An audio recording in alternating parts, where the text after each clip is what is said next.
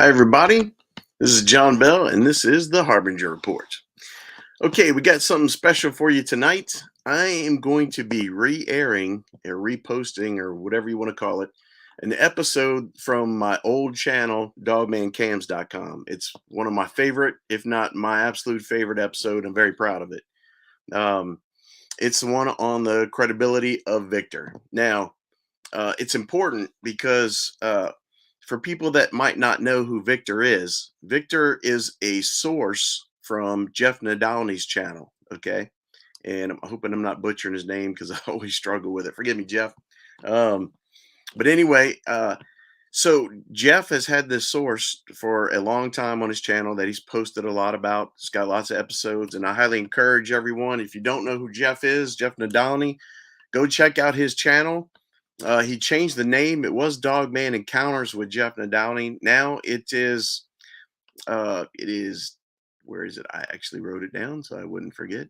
It is Dogman and Paranormal Research with Jeff Nadalny. So go check that out. I will have a link below in the description to his channel that you can check out, and you can go listen to the original post he made with Victor if you want, and I encourage you to do so.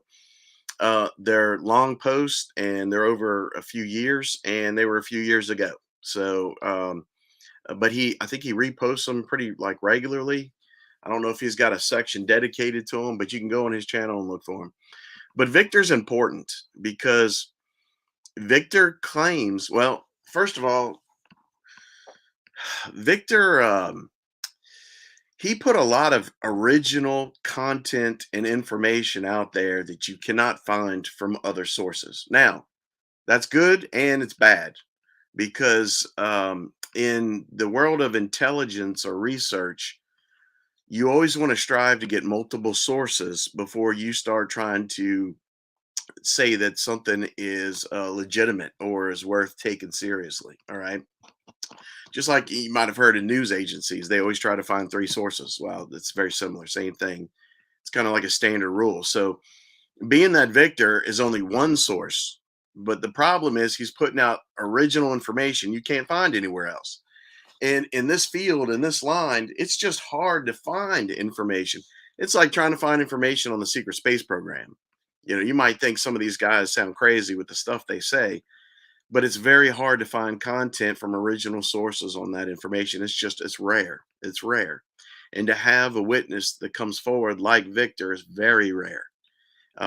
So instead of, since I don't have other sources to basically that are confirming Victor's story, okay, um, what I've tried to do instead to try to help prove his credibility, because I want to use his information and I want to put his information out there as being something credible and something that we can take seriously, right?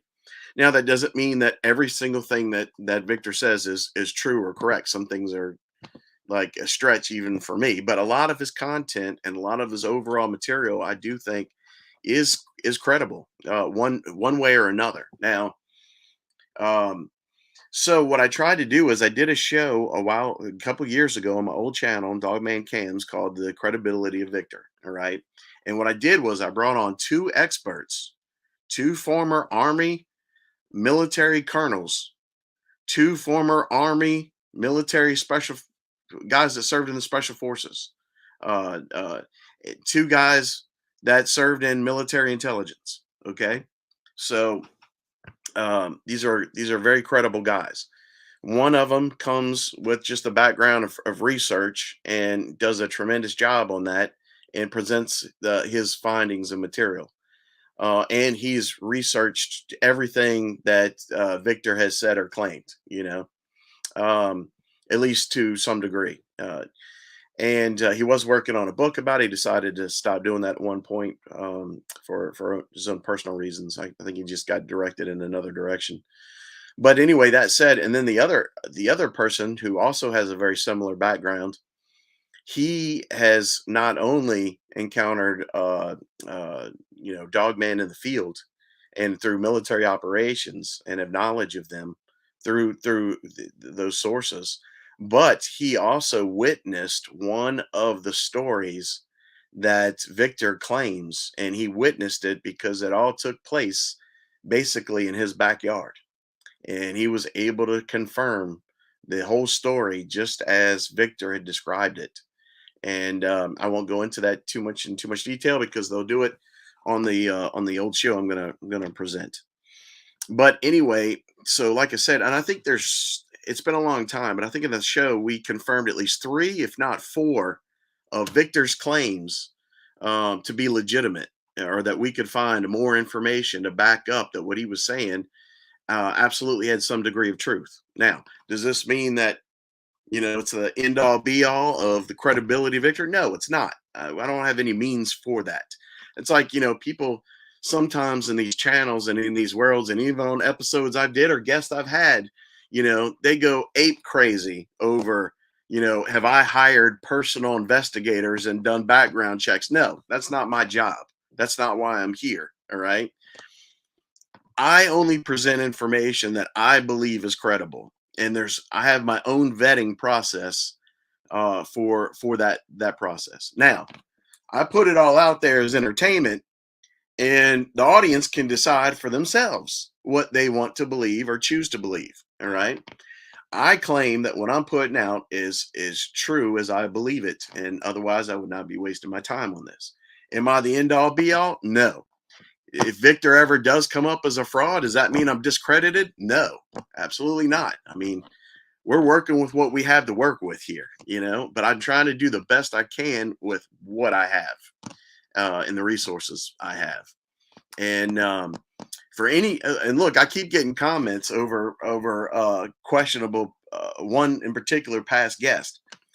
Y'all are wasting your time coming at me with this stuff. If y'all disagree, like I said, entertainment first. If you don't agree with it, move on, turn the dial, go to another channel. See ya. Have a good time. Don't forget your lunch.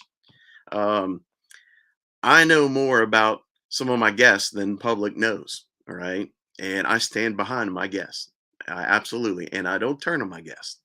I have a thing called loyalty and a backbone. Um, so that's it. I'm not going to turn on my guests. Anyway, that said, getting back to Victor's story, I think a lot of Victor's story is credible and has huge weight that does kind of change the game, so to speak. And Victor, just to give you a synopsis, Victor claims that he he's a former military soldier, and when he retired, he signed up for kind of top secret programs. They don't even know what they're signing up for till you get in them.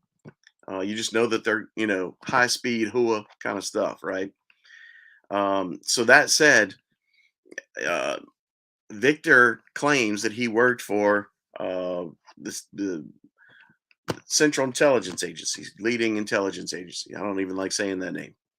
But and you always have to be careful when you deal with people from that agency because they are experts at manipulation and lying. And so I always take what they say with a grain of salt, always. Victor's a little different in the sense that he's just a straight up old, you know, Southern. you know, military type guy, and that's the way he comes across. And I think that actually plays into more, kind of credibility to who he is and his character. That's how those guys are. The old salty military dogs, man. They're a different breed we don't have in the U.S. anymore today, which is really sad for our country because we need more men like that. Um, but they've done a good job of purging most of those guys out the military. And funny how after even guys that have been in special forces, our government has a funny way of turning against those guys too. You know, thanks for doing your bit for the country. Now you're the problem. Crazy how that works. Or we're gonna. Well, I won't even go into the politics because I'll just get myself in trouble again, which I often do. But anyway, that said, let's get in the show. So another thing about Victor. So Victor claims that working in that agency, that the government started a breeding program for dogmen and other types of cryptids. Specifically, it was Bigfoot. Although he said that that did not work out. But Victor claims that the U.S. government started a dogman super soldier program where they found these things live naturally in the wild, and that goes back to my material on theories on that. Many have different ones, and most of y'all know what mine is, going back to biblical explanations of the Nephilim. That's what I claim they come from ultimately. And I'm going to be doing a show coming up on, what is Dogman, and just describe all that in more detail. So I'll save that for that show.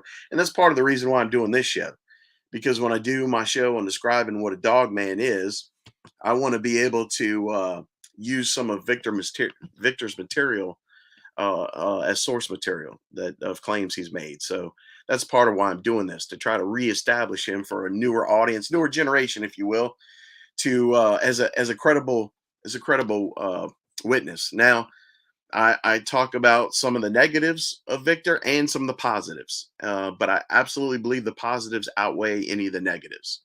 And I struggle with some of it myself. But overall, I do think it's a credible source, and I think we've done a great job of being able to back up some of his claims and stories to say, hey, there is some degree of legitimacy here that we should be taken serious, because it is kind of game changer for the community, if you will.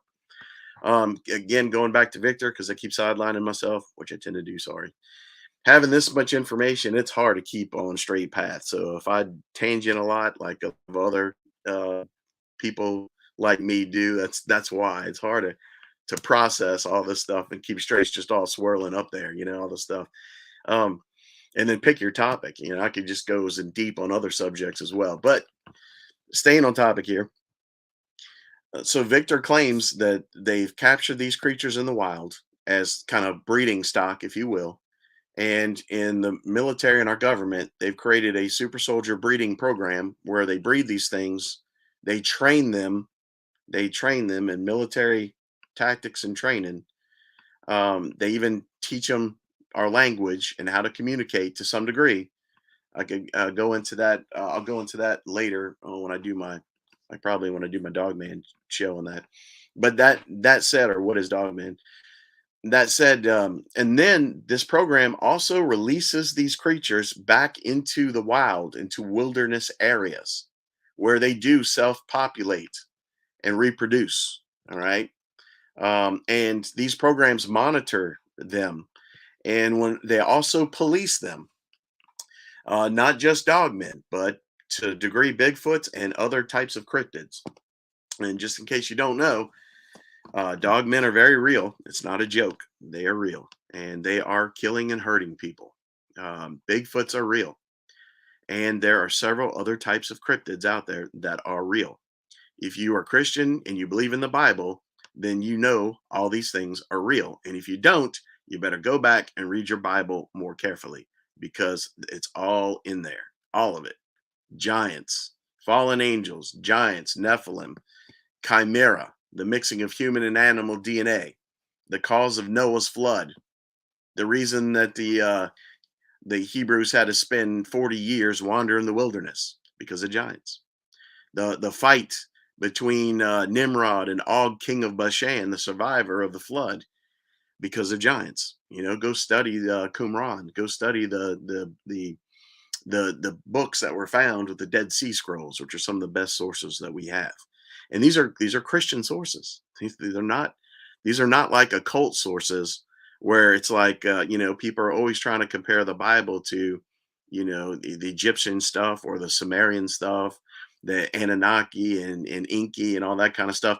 That's basically taken the Bible and it's giving you the inversion of it where the devil's the good guy and God's the bad guy, hence the Promethean fire. All right. And all that mess, Inky and all that.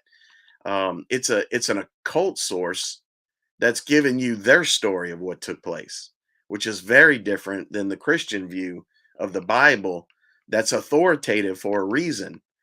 The entire reason the Bible was created was because all these other scrolls and books started popping up claiming, oh, Jesus wasn't this, he's somebody else, or he's different. No, that's why the Bible was created. So this is one source that says who Jesus was and what he did, and no other source can contradict that. The Bible is the supreme authority in that. That's why it was created. And it was not created by man, it was created by authors inspired by the Holy Spirit. That's also in the Bible. Okay. So, anyway, that's the idea. But it's crazy because in our world today of Darwinism, that our government and our education system pushes on us, along with pluralism, relativism, utilitarianism, these are all bad isms, just like communism, just like socialism, just like fascism. Those are all bad isms, and those isms go together. And funny how those isms have all indoctrinated our country and our education system and our government today. America's supposed to be freedom. All right. It's not supposed to be communism. It's not supposed to be censorship in the name of freedom. That's not freedom. Censorship is not freedom. It's communism. Straight out, you know? And once you let out a little bit, then bam, it controls everything. That's how it works. you know? Just like the whole TikTok ban that's going on right now. If you look at the fine print of that, that's to control everything you do. Not just that. It's just using that as here's the bad guy. And that's not a bad guy. If you think that you're compromised because of that application, you're compromised because of I don't want to name them, but every other app on your phone, especially social media apps, just as bad, if not worse. So that's BS. The problem with TikTok is our government doesn't directly control it. You can find information on there you can't find on here or other sources, or stuff that's even been scrubbed. So that's why it's a threat. They want to control all information. That's wrong. I can tell you, even in intelligence, you don't want all your information coming from one source. You don't want it all coming from the mainstream news. You don't even want it all coming from your own country. When you're in intelligence, you monitor news from all kinds of different frequencies, including and sources, including your enemies, to compile a complete picture. You never listen to one side. If you're only listening to an American news, you're not getting a full picture of what's going on. You're getting propaganda, and that doesn't mean that you don't love your country or you're not a patriot. I'm a red-blooded patriot. I bleed red, white, and blue. You know, my family fought in the wars to serve, and I fought to serve. Or I served. So anyway, getting on with the show after my rant in. But anyway, like I said with Victor, very important because it is, I do believe, absolutely, and you're going to be hearing more about this in the future. So I think it's important to cover this ground and this topic now in detail, and make sure it's out and getting out to people's minds and on the radar and everything. So that we do have a military program that is creating these creatures and is putting them in the wild, and they are hurting people. And just like the show you heard I did with Joe, the trucker, right? Um, that thing was going to kill him if he didn't defend his life. And the government got mad at him because he's not dead, because he defended his life. And that's unacceptable. Any government that believes that is evil. straight out evil. The sole purpose of our government is to protect and defend our people. And when the time comes that their own agendas are more important than the defense of innocent human lives, then we've got a major problem. Just like with the border crisis we have right now. When the government cares more about that than they care about our own homeless veterans in the street, then there's a major problem with our country or with our own citizens in general. Look in other countries, they're more advanced than what's going on with this process right now, where they're throwing people out of their homes to accept, migrant families. That's not right. I mean, the beauty of America is that we're a melting pot of culture and ideas, and that's awesome. But that's all in the melting pot that we form one ultimate identity of what it is to be an American, or to be a patriot, or to really want and desire the American dream, which is freedom and liberty for all people, and that every person's life is valued, and has a every person has a value and a say against major corporations that control money and government. Just saying. But anyway, getting to the show. So this is a good treat for you guys. I hope you enjoy it, and I hope it makes a difference. I'm going to go away and let these guys do the job. And today we've got a very exciting show for you. We're doing a roundtable panel discussion about the credibility of Victor. Victor as a witness from Jeff Nataloni's show, Dogman Encounters, which I love his show. He's a buddy of mine, and I suggest if anyone hasn't checked out his channel, please go to Dogman Encounters with Jeff Nataloni and listen to his stuff, especially if you're not familiar with what we're talking about tonight. But most people should be fairly familiar in this channel with Victor, the source that claims he's from the CIA and a CIA insider from Jeff Nataloni's show. So that's the discussion tonight. We're going to be talking about pros and cons as to whether this is a credible source or not. And one of the reasons I want to cover this topic is because of the fact that there's some friends of mine that are in the game and have their own shows and things like that who don't think he's a very credible source for one reason or another. And they have the right to their opinion. But today we've got some gentlemen with us on our panel that are researchers, and they've been able to investigate this farther than most other people that I know on the subject. So when it comes to taking someone's opinion versus somebody else's actual research, I'm swaying towards the research, and that's what we're going to be discussing tonight. So let's get it started. I'm going to introduce our first panel guest, and his name is Hunter. So, Hunter, why don't you introduce yourself, give us a bio, and how you got into this field. Thanks, John. Hey, and welcome, TJ, my two Dogman battle buddies. So, I think I was always interested in. I'm more interested in the things we don't know versus the things we do know. Historically, I think I've always gravitated towards those things. And I think my earliest encounter was probably in the late 60s, growing up on a dairy farm in Illinois. And my dad had an encounter with something. To this day, we don't know what it was. And he never saw it, except that it made a god-awful noise going up and down the cornfield and scaring our cattle to death. And, he'd always have to round up the cows and bring them into the milking barn to milk them. On those days that this creature was around, they almost broke the door down to get inside. So I would have been like 5 years old at the time. And my dad's told me the story a few times.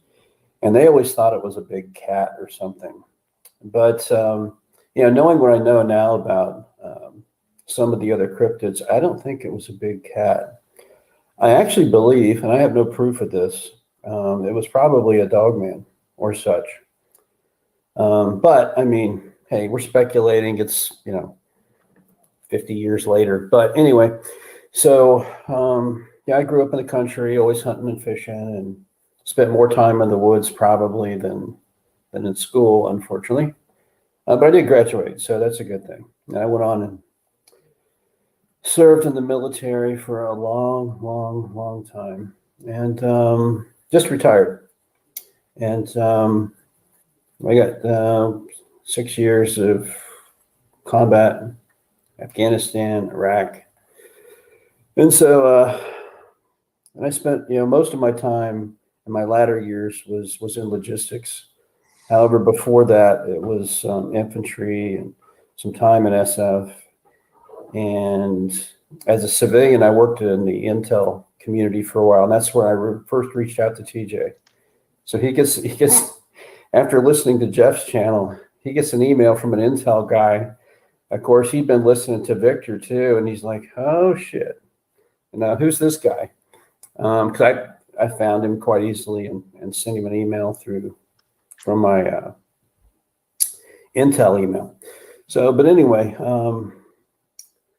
I'd had interest in cryptids. I mean, I remember buying a Bigfoot book when I was 17 years old, and reading that, and I was pretty fascinated with that stuff way back in the day.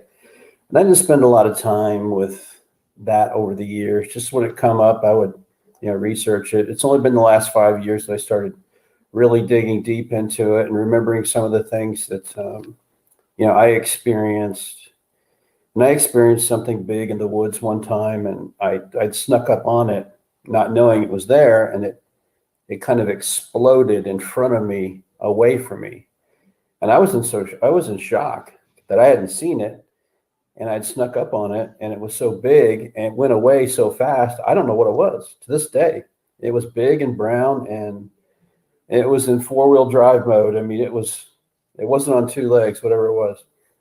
But there was nothing else in that part of Illinois that we don't have bears there or anything. So it was something big. And then when I was at Fort Bragg, in the Q course, I had to go in and see the company commander. And so I was a lieutenant at the time. And I went into his office, and he wasn't there yet. So I had to wait on him. And there was a folder on his desk. And there was this big 8x10 picture in the folder that was opened up. It was right there on top. You could see it. And so I kind of look at it, and I'm like, that's a pretty big wolf. Whatever it was had been shot or killed. And so I'm looking at it, I'm like, wow, that's big. And I assume it was around there. I don't know why he would have it on his desk if it wasn't. And I'm looking at it, just wondering, I wonder how big that thing really is, because it's laying on its side. It was dead. And I didn't think much about it until I saw its paw, which wasn't a paw. It was like a hand. And I'm looking, going, what the hell is this?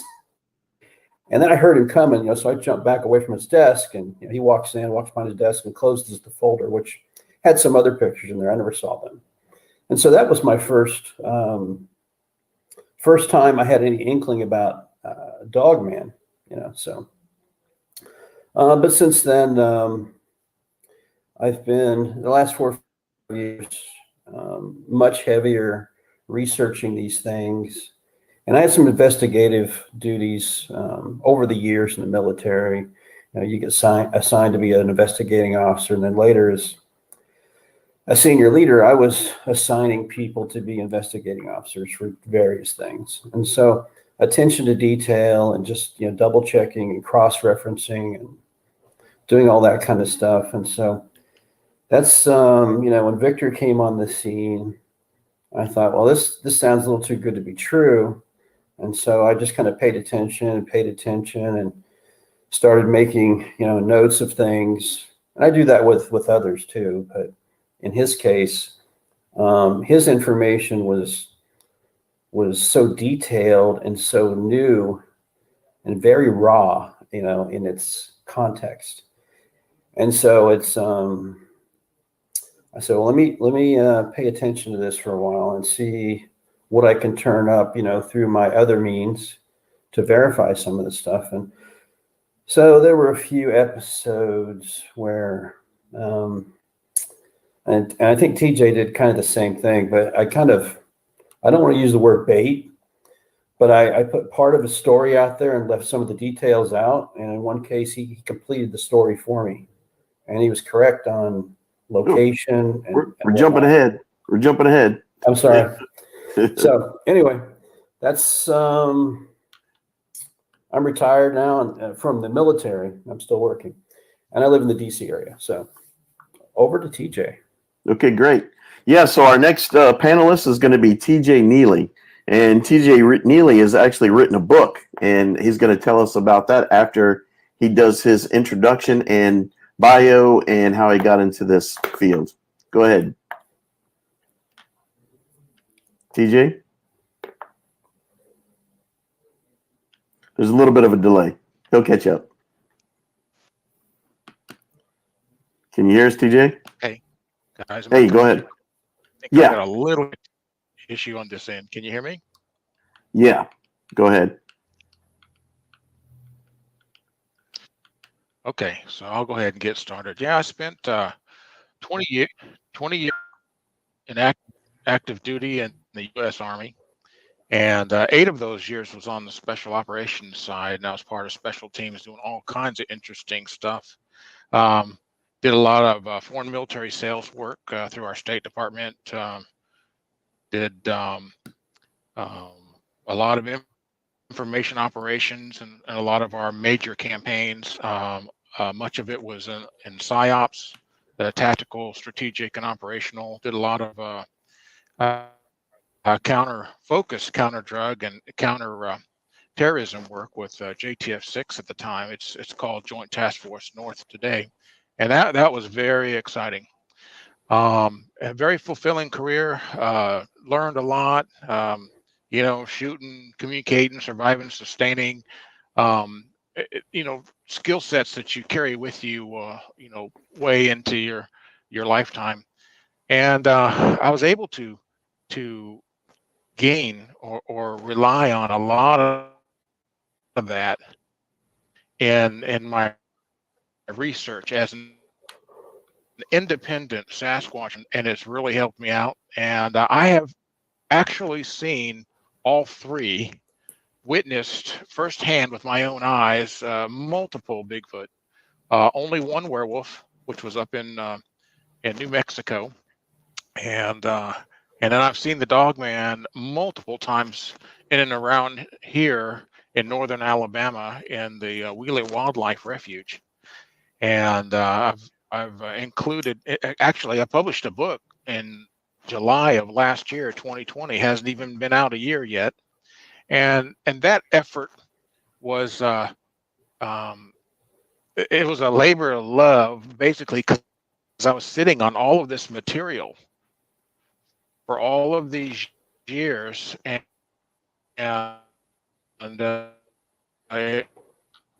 if it wasn't in a book and get it out so other people know with any encounters that they've experienced in their lifetime. And so I ended up doing that, and I'm very happy with it. And it's written for the people.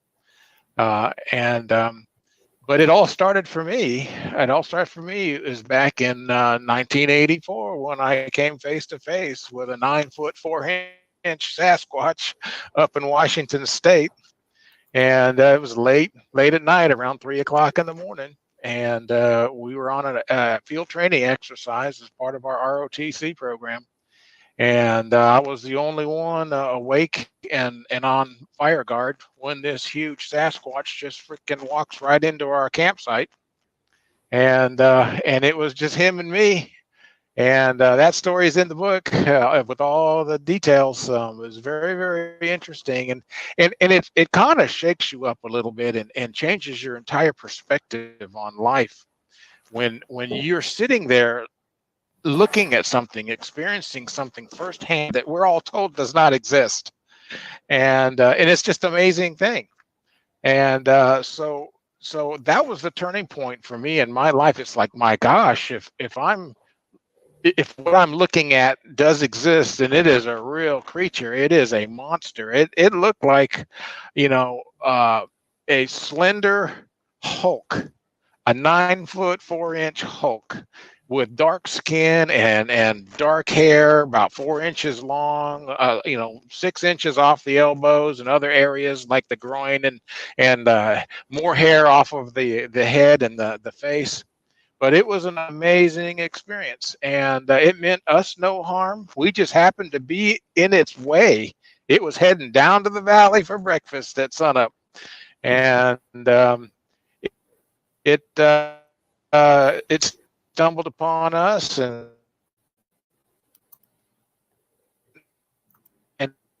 it walked around us heading that, and even though I have experienced Bigfoot or Sasquatches multiple times in the years to follow, because nothing violent or aggressive happened with this thing.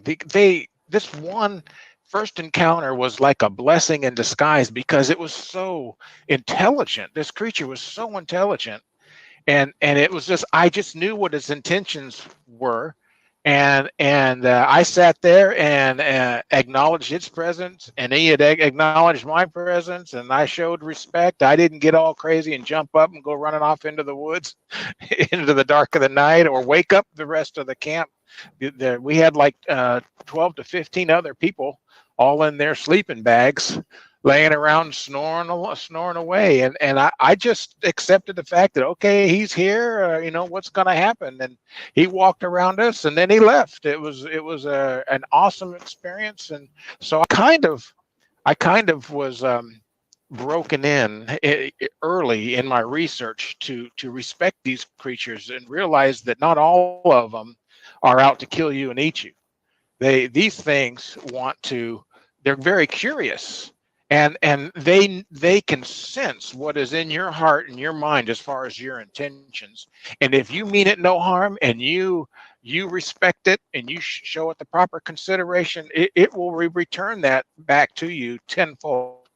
And I have experienced that time and time again over the last 36 years in all of my research. But that was the turning point for me.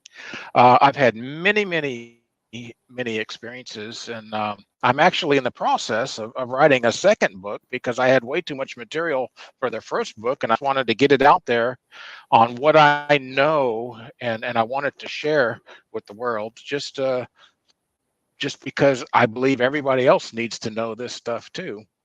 So I'm in the process of working on a second book that hopefully I can get out, if not by the end of this year, early next year, and it's going to be kind of like a sequel, and include even more stories that were not included in the first book. But that's how it all started for me, pretty much. TJ, give us the name of the book. Yeah, give us the name of your book.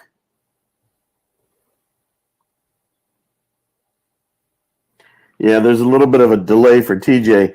Anyway, TJ's book is called Revelations, the Human Hominid Connection. That's Revelations, the Human Hominid Connection. Yeah, the name of the book is called Revelations, the Human Hominid Connection. Let's see if I can get it up here on the screen. There you go. And the artwork, is the digital artwork on the cover is done by my wife. She's a graphic designer and software engineer for GE. So she does great work. But I made sure that all the pictures in here from my research that supported everything that I share in here was in color. Because if it's in black and white, like I've realized or noticed in other books, you really can't tell what it is the author is trying to share with you. So I went ahead and made sure that Amazon printed all these pictures in color. So that's good. Right. I want to give a shout out to Dark Waters, who just joined the room. So hi, Dark Waters. Thanks for having you here. And Sean Grimm and Wes was popping in for a minute. I think he had to leave. But yeah, thanks for promoting the book. And by the way, that can be found on Amazon.com on Amazon. I talked to Jeff Nadalny earlier, and he said that book is an absolute must read. So if anyone's interested, yeah, I thought that was really nice praise. But yeah, someone asked why we're debating Victor, and that's because he's a very controversial subject in this field, and he's presented a lot of original information. Therefore, I think it's worth a discussion about him being vetted as to whether he should be considered a credible source or not. And so that's the purpose of the show tonight, and why we're here and why we're doing the panel with some people that a lot of people have had, like I said before, a lot of people have had a lot of opinions on Victor, and I've heard a lot from different people, but these two guys have done research and had experiences with Victor that other people haven't had. And that's why I brought them on, because they can give a unique perspective towards whether or not Victor is a credible source or not, and should his original information to the field be taken credible or seriously or not. So that's the point of the show tonight, just again for everybody. But why don't we, since y'all have introduced yourselves, why don't we go ahead and jump into that? Hunter, first of all, while you were smoking on that, or warming up, incubating that stogie, if you will, all I could think about is, man, I love it when a good plan comes together. That's the only thing that was playing in my head that whole time. While TJ was talking. But anyway, so Hunter, why don't you tell us about Victor and what you've discovered with your research? Okay, so yeah, I'm not any more qualified than anybody else. So, but I was in the process, like TJ, I was writing a book on cryptids, and there's a lot of content in there that I'm using. Well, as I had as placeholders that came from some of Victor's testimony and whatnot. So, and the only reason I was using his stuff is I was able to verify some of the things that he claimed. And I think back on May 5th, I'll double check the date, but for May, I had written some questions in for Jeff, and Jeff asked Victor, and one of those questions had to do with part of a story about some mercenaries that were hired to hunt dogmen in the Appalachians. And I asked Victor if he was aware of this particular group of people. They were from a company called Leviathan. And this happened back in 2013. And his response was, yes, he was very familiar with them. And he finished the story for me, because I never told him what state this occurred in. He says, yeah, it was in Kentucky. And they ran into 5 of them, and I guess they were told they weren't welcome, and they might be buried in shallow graves somewhere in the Appalachian Mountains right now. So that kind of matched, well, that more than matched what I had on that particular story. So that was something that he shouldn't have known, and he knew it. And there was another one that's less than he didn't have the same amount of credibility in this next one, but somebody else might argue that point, and that had to do with a story about this guy Zach that had multiple encounters with a werewolf down in Alabama, and he had followed Victor's guidance on how to behave when you encounter this type of creature. And he did, and it worked. And he had many encounters with this that were not deadly, let's say. They were actually friendly encounters with this creature. And it actually spoke. So, that was something that I don't think anybody in our community knew about until Victor revealed it. And then it was put to the test, by somebody who basically followed Victor's guidance on how to behave when you encounter this kind of creature, and it worked. And then, of course, I was tracking the same thing that TJ will tell his story, but I was tracking TJ's story too when Victor came on and finished it. So I'll let TJ talk. So those were the 2 episodes in particular for me that were, I think, the most revealing about what he actually does. And there's some little things that are less important to this, much smaller, that he was able to complete or discuss, that we were able to verify a couple of times when it came to times and places that I didn't think he should have known about. So, and he's been pretty consistent on some of his stuff, particularly about the LBL. I have all those references, and that was that's part of the actually that's part of the story of that's going to be in the book I'm writing, that I had just completed a draft and sent it over to TJ to peer review. And, TJ cut it up and came back with some feedback. And then, of course, this Roger guy comes forward as a witness. And so part of my story involves Victor's testimony as he was revealing this from the notes his father took.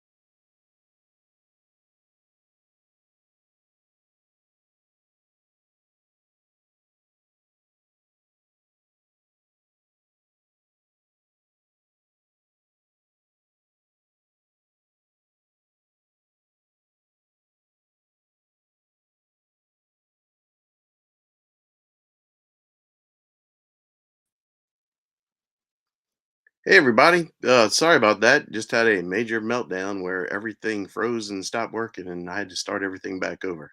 So I apologize for that. Problem is, I'm not sure where I was in the film. Can y'all tell me in the comments? Does anyone have an idea where it was at?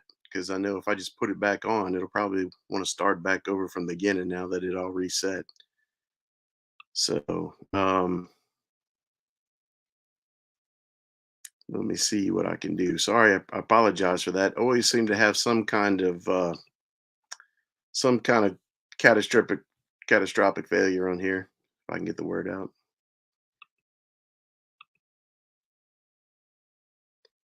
That bites. Hi, everybody. This is And of course. um and yeah, for those asking in the comments, it was at Wolfco. Yeah, I believe he had a channel connected to using the name Wolfco for a while. Does anyone have an idea what point it was in as far as the video? If you can, let me know in the comments, please, and I'll try to reset it.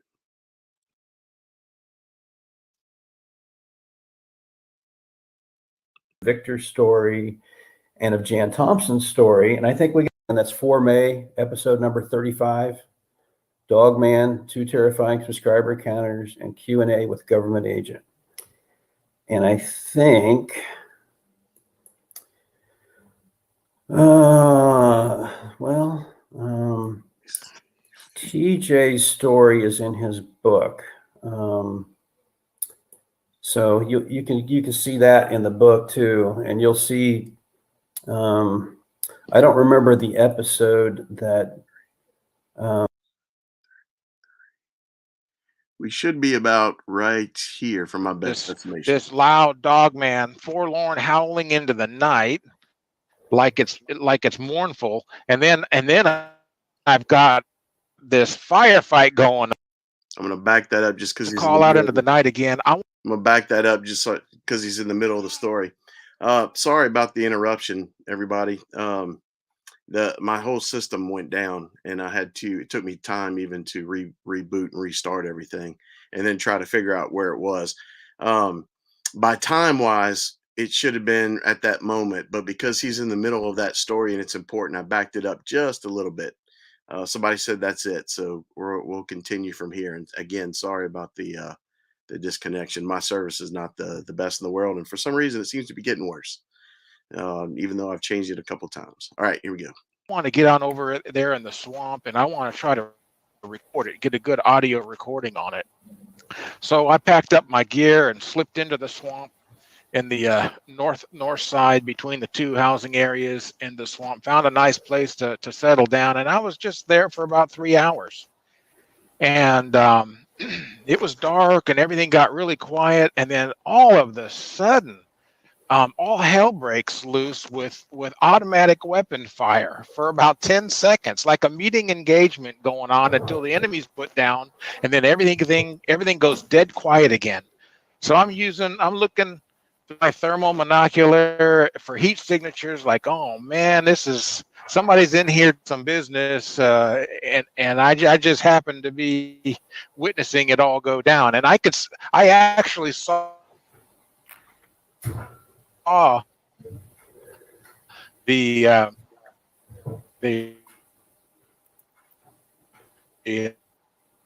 rifle flashes, the gun flashes off of the trees. It just lit up calibers. It seemed like one got this real strange feeling. It's like, you know what? If somebody's in here, doing some serious business, that I need to find my way back out. So I did. So I went on back home. And then the very next day, coming back from work, these 2 helicopters,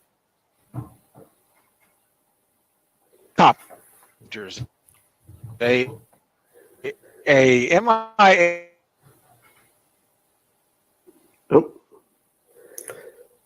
Oh, wow. So, yeah, so the 2 helicopters that came in was an Mi-8 Russian helicopter and a CH-47. They landed at the FARP, out at the FOB at Redstone Arsenal. So, and this happened back in, it was 28 October 2016. So the time frame that this happened.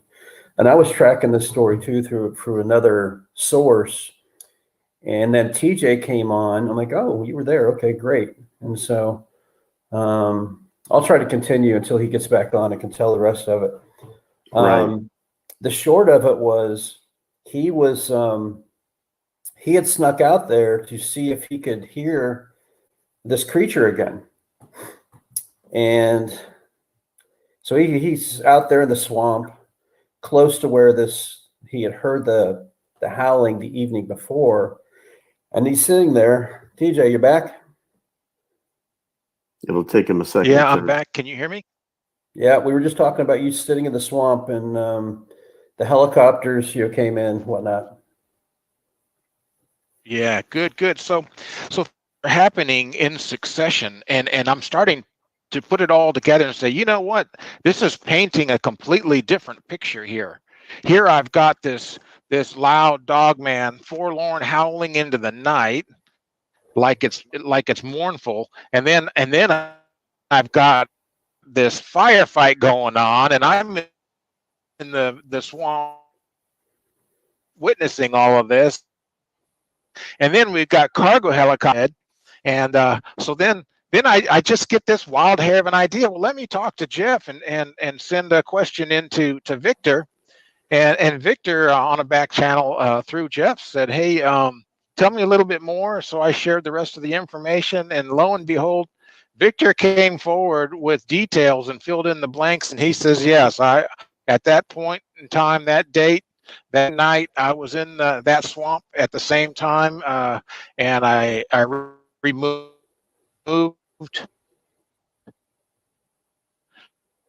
3 dogmen. All 3 were males. All 3 were part of the program, and we just had to find that very interesting in the book. But and then the dialogue continued after that, and actually Victor filled in a lot of blanks that I had within my own research, talking about the big 3. I already knew that 3 different creatures, the Bigfoot or Sasquatch, the werewolf, and the dogman type creatures existed, but I didn't refer to them as the big 3 until Victor says, oh yeah, the big 3, there you have it. And so it was very interesting. And in my special ops experience, I've worked with a lot of spooks. We call the CIA guys spooks because they're doing intel collection like we're doing and everything else. And when we put the special teams together, 9 out of 10 times we have them on the teams and all. And so in my analysis of Victor, this character that we're talking about, I mean, I think he was truly the special agent in charge of this black unit that shows up whenever you have cryptids behaving badly, and his teams do the cleanup, and they hunt down the ones that committed the atrocity or the crime, and life goes on to the next case. But so I had to think. I said, I know some guys in the agency, and I'm thinking that Victor was part of the Special Activities Center, the SAC, for tactical paramilitary operations in support of our country's warfighting capability. And it's a special program, and it's a black program, definitely. So I believe that a lot of what Victor had to say and what he has shared with us, because he's using Jeff's channel for a soft disclosure, because we all know the government's not going to come forward with a full disclosure. So I give him credit. I believe he's more real than a lot of people say he is. So TJ, when you talk about the SAC, the Special what was it, Activity Center? Yeah. That with the Black Projects, were any of the people you talked to, were they able to confirm at all? The SAC? Yes. Were they able to confirm about Victor at all when you talked to them, as far as whether he worked there, or were they not able to say anything like that?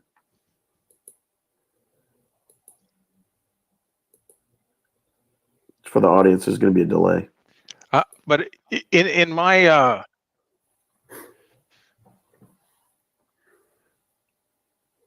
Did he freeze? no, not by name, not by name. Okay, not by name. Hunter, you'll All have right. to fill in some blanks because I'm kind of broken All up right, on this so end. Right. yeah, the SAC. There's actually two groups. There's the SAC, and then there's the PAG, the Political Action Group. So Victor was part of the SAC. I don't know that to be 100%, but that's where I think his unit falls under is the SAC. Now, it's not easy researching those particular organizations, even if you have a clearance. And I have top secret clearance, but you have to have a need to know. I don't have a need to know. I was curious, and so I had to tread lightly in that direction. So I could not confirm, John, that was for sure Right. his organization. Now I know where they're out of. They're a couple hours south of me. Where are they out of? So they're in DC or Virginia. Virginia. So they are out of Virginia. So that leads to the story. Yeah. So that's if you look on the map close to Williamsburg, you'll see where they are. Okay. Well, you might see where they are. You have to know where to look. There's a place down there across from Williamsburg. Right. So. Okay, so basically, just a recap for the audience because it was a little difficult following along with TJ being the connection's not really good, and I apologize for that, everybody. But basically, what these two researchers / witnesses, if you will, are explaining is they were able to speak with Victor about specific cases and incidences where Victor was able to give more details than they gave, but fully corroborated the story and fully corroborated his story that he knew more about the details of these things that an average person just making this stuff up would have had no access or idea to complete these details. So that we, the three of us, believe that lends a huge credibility towards Victor being a credible source of information. Now, some people have been asking me, why are we even discussing Victor while we're talking here? And they're saying, why these guys? And why are we even bringing up this subject? And I'll address that. First of all, both of these men are military brass with full careers in the military and in special operations and access groups. They understand the lingo. They understand the terminology. They understand the lifestyle and how these things work. So that's the kind of people you want to vet a story about someone who claims to be from the area that Victor's in. We're not going to get someone from Victor's section that's going to show up and just say, oh yeah, we collaborate all this. We're talking a lot of black projects and things like that. So these are the kind of people you need that have the background and experience to be able to discuss this. Just a Dogman researcher's not going to have this kind of information or background that these two guests have on this panel to be able to stand up and verify this information to the level that they are. So I think that's very important. And when somebody comes and claims to be a new witness with the level of information that Victor claims to be from as far as a source and the information he's putting out, especially a lot of original information that we're not getting from other sources, it deserves to be vetted, and it deserves to be vetted by the community, and it deserves to be vetted by researchers and people that are listening to that information. So that's another reason as to why.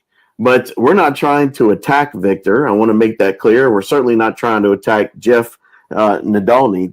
Jeff's a friend of mine, and I spoke to him today, told him we were doing this show. And on top of that, I told him what our goal is. And what we're trying to say, we're talking pros and cons for Victor, but what we've been able to try to establish here is the fact that that Victor was able to be knowledgeable about certain specific situations that no one would have had information for if they weren't legitimate. So that's where we're going. All right. So John, on that, I can give people some references to go and pull the same information I did. So, like it's a secret or anything. Now, granted, they might not be able to find some of the other things I've talked about, but for sure. And another great example, if you guys got pen and paper ready to write, I want you to write down this: 3 July 2020. Dogman, a Connecticut encounter and update in Taylor, Mississippi. So that's Luke's encounter. And Victor finished the story for Luke as well. And his guys showed up. So again, that's 3 July. That's an episode on Jeff's channel. Dogman, a Connecticut encounter and update in Taylor, Mississippi. Another good example where Victor knows a whole lot more than he's supposed to about that. And now if you also go to 4 May 2020, that's episode 35, Dogman, 2 terrifying subscriber encounters and Q&A with government agent. A great friend of mine and fellow researcher, he's way smarter than me. He goes by the name of Wolfka. So Wolfka asked a question that I revealed earlier that had to do with the mercenaries that were hunting the Foxman. And that's the one that Victor knew about and finished the story with the location, something I didn't reveal. Well, Wolfka didn't reveal to him. And I didn't reveal that to Wolfka. And when I got the answer back, I showed him, see, Kentucky. I never told him that. He offered that information up. So if you want to go to that episode, again, that's 4 May, episode number 35, Dogman, 2 terrifying subscriber encounters and Q&A with government agent. And I think,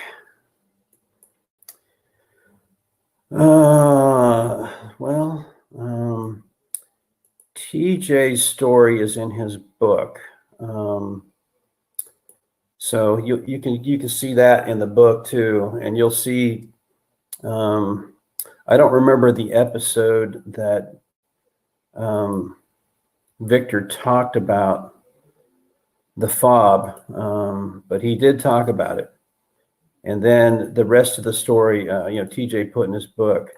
So there's a chapter in my book. So I'm writing a book. It's a draft.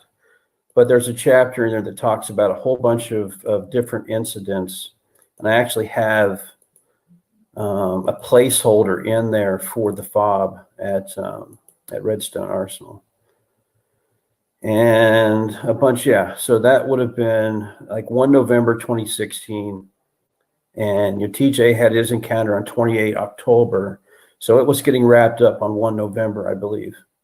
Now, he talked about this, and it'll take me a while to dig this out, but he describes the 3 dogmen that they killed there. The shortest one, the smallest one being 6'10", 340 pounds. The largest was 7'8", and weighed in at 353 pounds. And they were all from the program, released at different times. So, again, get TJ's book, and you can nail that right away. So, right.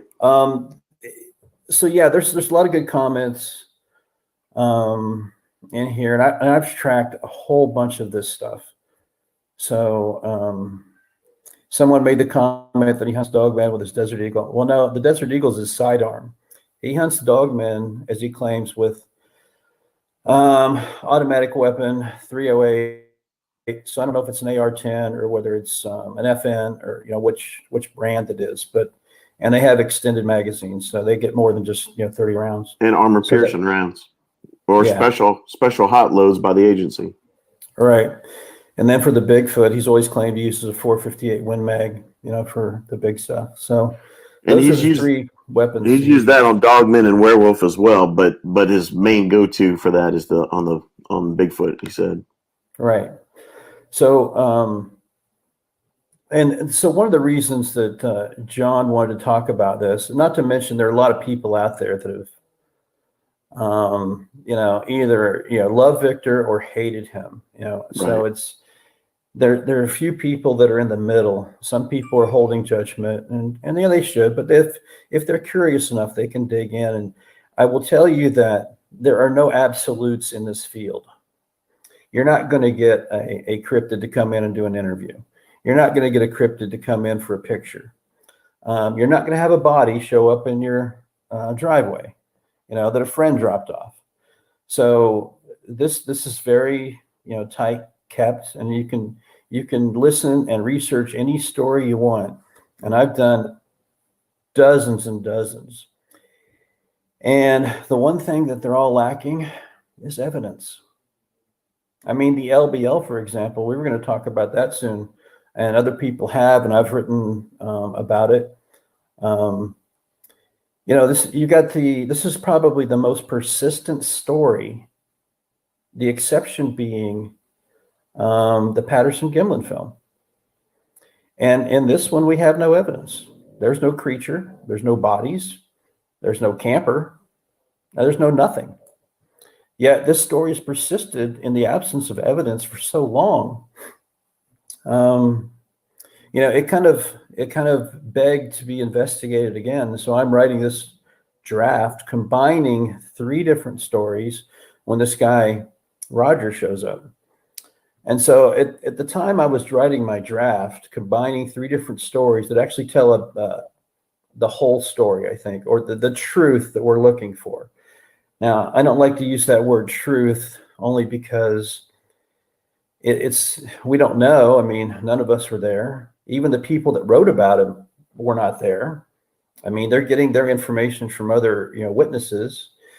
So as I finished up my draft and gave it to TJ for peer review, to say, what do you think? I'm combining elements of Kuhnbo's story, of Victor's story, and of Jan Thompson's story. And I think we got a more complete story combining them than having 3 separate stories of 3 different views, looking through 3 different lenses at different things and different times. And so I always thought that it would be nice if somebody could put together the elements of these stories and combine them into one story. And so I'd attempted to do that. And then Roger comes forward, and he's got a whole bunch of new information that's what I would call pre-attack. So I break that story up into phases. You got pre-attack, you have attack, and then you have post-attack, and then you have the hunt. None of those stories by themselves covers that whole thing. So in doing this, discussing with John's like, well, there's a lot of people that aren't going to take Victor's testimony that serious. And so John and I went back and forth for probably a few months talking about things. I know one of John's hangups has been with the colors of eyes. So right. So when it comes to Victor, I want to talk about pros and cons. And one of the things for me personally in my journey, I've tried to listen to everything that Victor has said. I don't know if I've listened to absolutely every single story, but I've heard probably 90, 98, 99% of them. So, but one of the hangups I personally had in trying to figure out for myself if I thought Victor was real or on the level, because a lot of stuff he says sounds very credible. And a lot of stuff he says sounds very outlandish. And being that he's adding completely new material, it really makes you wonder. Victor is the first person that I've heard in the field that really made a distinction between dogmen and werewolves, and being very adamant that they're 2 different species that do not share DNA, other than the fact that they have human genes in both of them. So I already knew in my own research, I had come to the full conclusion that our government has had, that first of all, these things have come from our past and have always been here, but also that our government has had full breeding programs and super soldier programs with these things. So when Victor came out talking about that stuff, that only confirmed things I already knew and believed. But some of the things I struggled with as far as Victor's testimonies. Every story I've heard, or at least 90% of the stories that people have told me about their encounters, they claim that these creatures have yellow, amberish eyes, whether it be a dogman or werewolf. And Victor's very adamant that the dogmen have red eyes and the werewolf have the amber color eyes. So some people have suggested their eyes can change colors. I don't know, but that was one of the hangups for me. No, and that's a good point. And I think that from Victor's perspective, he gets the red eyes because the breeding program that he discussed, they picked out a particular type of breeding stock for the dogman, and they modeled him after Raphael. Now, Raphael was jet black with red eyes. The other breeding males were the same way. Raphael, if he was in fact euthanized, at the time of his last summer, he was 9'6" and a pretty formidable creature. And it took two of them to deal with him at a time. One had to provide overwatch. It wasn't like Sebastian, as Victor claimed, where he could go in and have a conversation with him. They still had to be careful around Raphael. But Raphael was the model in which they wanted to create their army of dogmen. So you got red eyes, and like you said, all the ones they produced had red eyes. All the ones they released had red eyes. And so where that deviates is the encounters people have, and they report different colored eyes. And so I've heard just about every color you can imagine. Now I don't want to talk about this right now, but there's another theory that in my book that I'm exploring, and it does talk about the different colored eyes of the dogmen and the Bigfoot. It's just too raw to get into it and bring it up right now, but because if you're on the fence about this will just drive you away. So I don't want to bring it up, but there's something else going on out there that's beyond right. Anything that Victor's done or talked about. So we can't drop bombs and then say we didn't just throw a grenade, but I agree with you. So let's move on. Yeah. So yeah, there's different sources for the colored eyes. So that's what I'm trying to get at. Right. Yeah. So So another issue I had with Victor's testimony is, a lot of times they send a whole team gets wiped out. Then all of a sudden Victor by himself goes in as a relatively old man with a way super high rank, and it comes in and saves the day. And that's weird because it reminds me of like Star Trek with Captain Kirk. Captain Kirk is the captain of the starship, but he's always on the away team. No, if you have the rank, you're not on the away team. You send the underlings on the away team. You know what I'm saying? So that was something else. You're signed for a multi-trillion-dollar starship, and you're on the away team. Right. Yeah, exactly. So, and what's the purpose of you being the captain if you're not on the ship? You know what I mean? So that was another issue I had personally had with, or these stories, So real.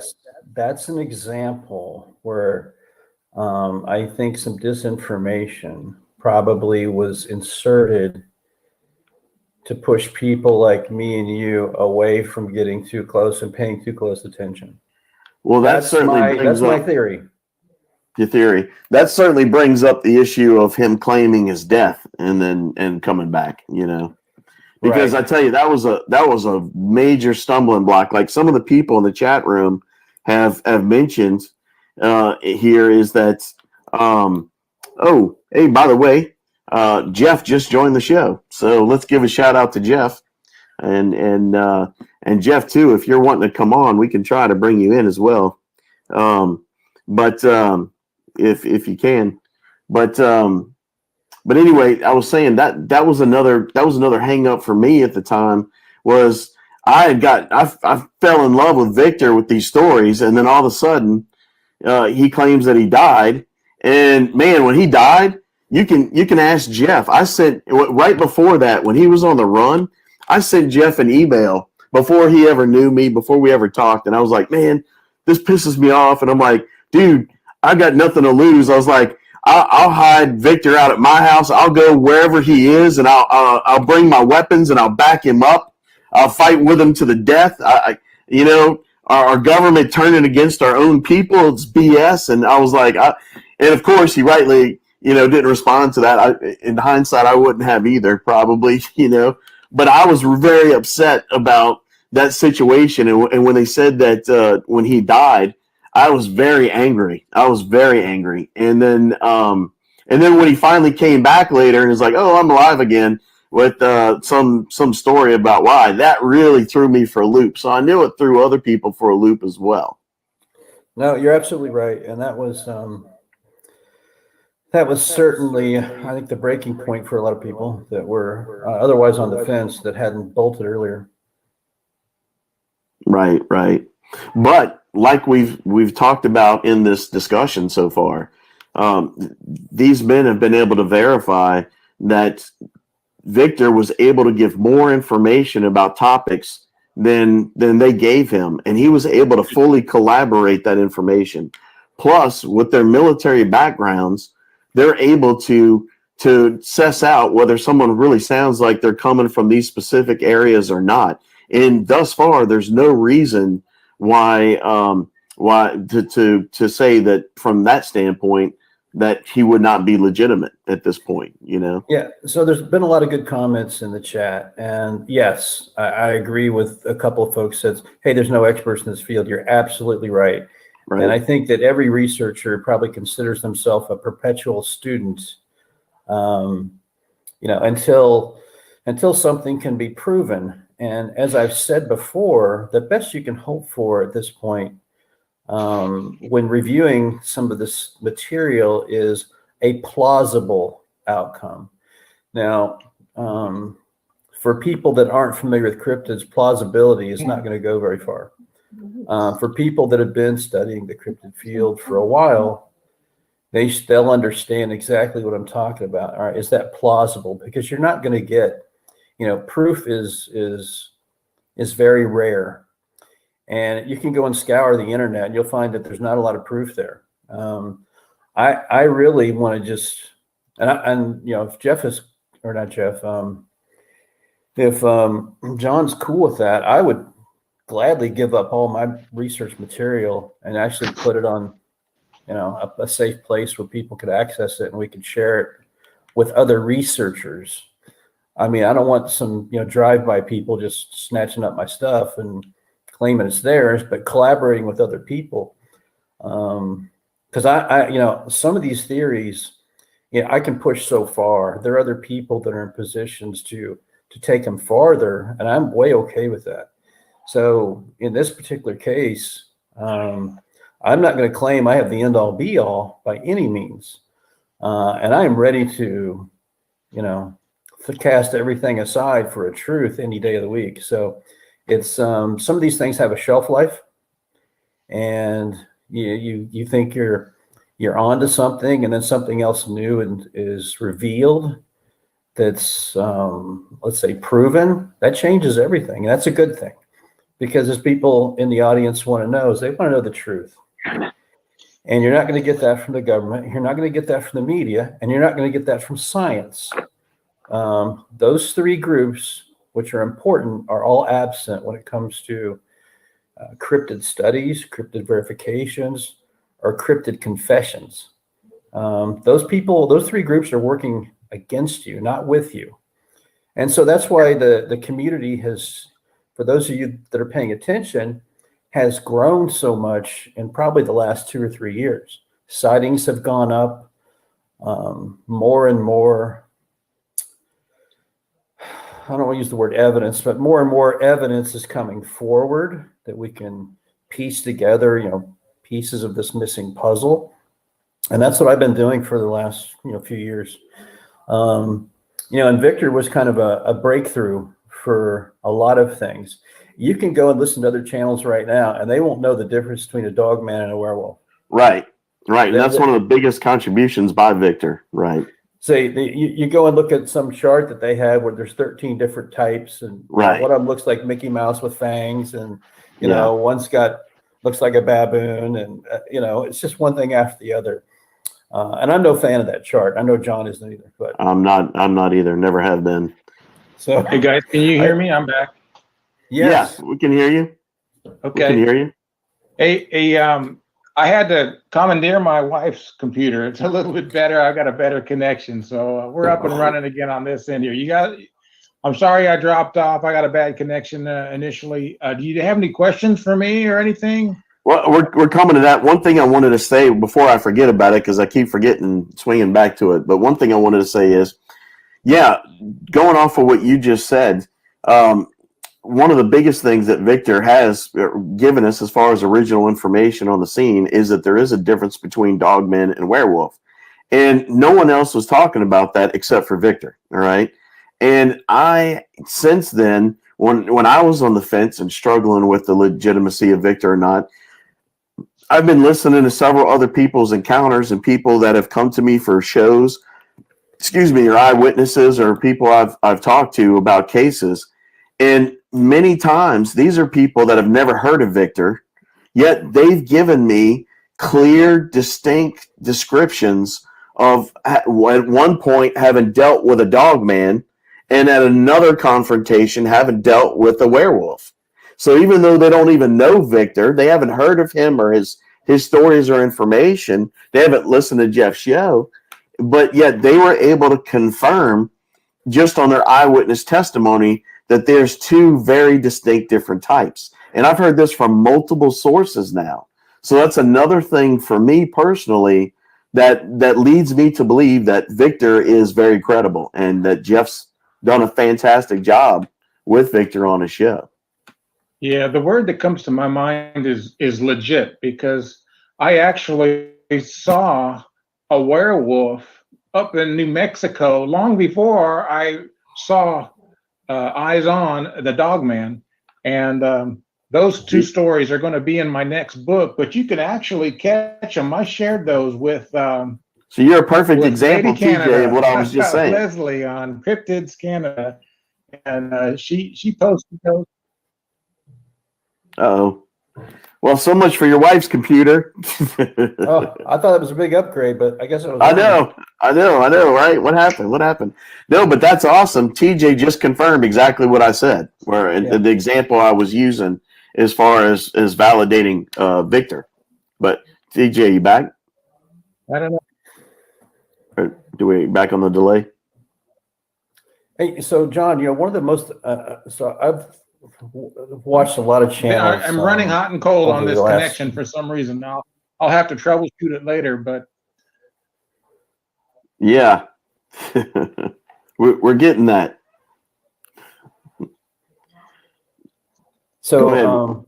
So one of the questions that almost every channel I listen to, I almost turn it off after I hear this question. It's what do you think that thing is? Well, they just gave you a description, and you're calling yourself a researcher. What do you think it is? It sounds Right. like a dog man to me, or you know, Right. it's you know. So I hear some of these things. Some of those channels aren't around anymore. And every time that question came up, I just had to turn the channel after that. It was and then this particular gentleman, and he had some interesting guests, and he had some really good material, but maybe he was just a show host and not necessarily a researcher, but he claimed to be a researcher. And so that's where I was kind of disappointed that you know, I didn't get more out of, or he didn't move the story further along than I thought it should have gone. But you know, these things happen. It's and I started paying a lot of attention in the last 3 years and really kind of cross-referencing stuff and verifying things here and there. And you know, and there are some professionals out there. So I know Dr. Jeff Meldrum. I mean, people have some mixed views on him, but he's confirmed that the Bigfoot's got a mid-tarsal break. And I think if you look close enough, you'll find that the werewolf does too. Now, the Dogman doesn't, because the Dogman has dog legs, but that mid-tarsal break allows them to walk on all fours or on two legs. It allows them to climb quickly and comfortably across terrain that would be difficult for flat-footed people to traverse. So humans are the only being that has flat feet that I know of. So this is why you get reports of like Bigfoot climbing straight up, a very steep hill very quickly and easily. Their foot, it's got the mid-tarsal break, so it allows them to articulate their foot in a way that allows them to do that. And the same thing can be said about the werewolf too. Although I can't necessarily confirm that. I don't have a body or a track to study like Dr. Meldrum's done with Bigfoot prints and whatnot. So, right, yeah, absolutely. Okay, we're having trouble with TJ again. Can you hear me, guys? I'm back. Yeah, go ahead. Sounds like a big upgrade. Yeah, I was hearing your audio, and that is absolutely correct, Hunter. I think the way the feet are designed on some of these creatures, it enables them to not only walk bipedally, but it gives them the opportunity to move swift and fast and quickly on all fours. Yeah, so the other thing about Victor he's revealed in terms of their abilities are things that heard about through various encounters and reports, but they sound so fantastic because our paradigm a human's paradigm does not line up with some of these incredible abilities. Right. So the ability to run real fast and jump across the road in a single leap and lift a four-wheel drive dually truck and turn it over and mind speak and all these other things that humans can't do. Humans have a hard time grasping a creature that's like us, except different, that has these abilities, because humans think they're the most advanced thing that's ever been in history.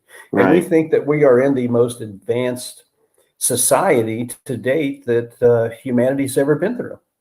Right. I don't know if that's true because I've only lived through this life, but historically we found things that are thousands of years old that can't, to this day still be replicated or explained.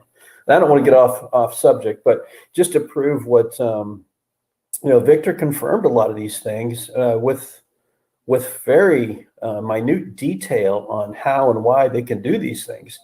And so for the researchers that had a suspicion that these special abilities that cryptids possessed might have been hard to prove or accept, Victor made it seem matter-of-factly.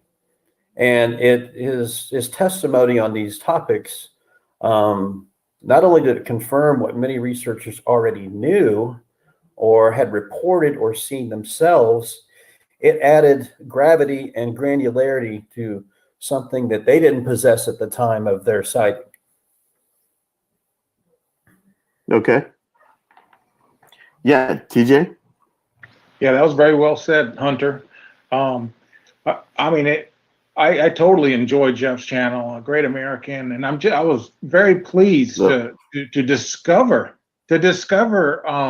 this character Victor on his channel. And I think we all approach this cryptid world with some in a very skeptic way, and until we start seeing the connections and how things are tied together and how this is linked to that.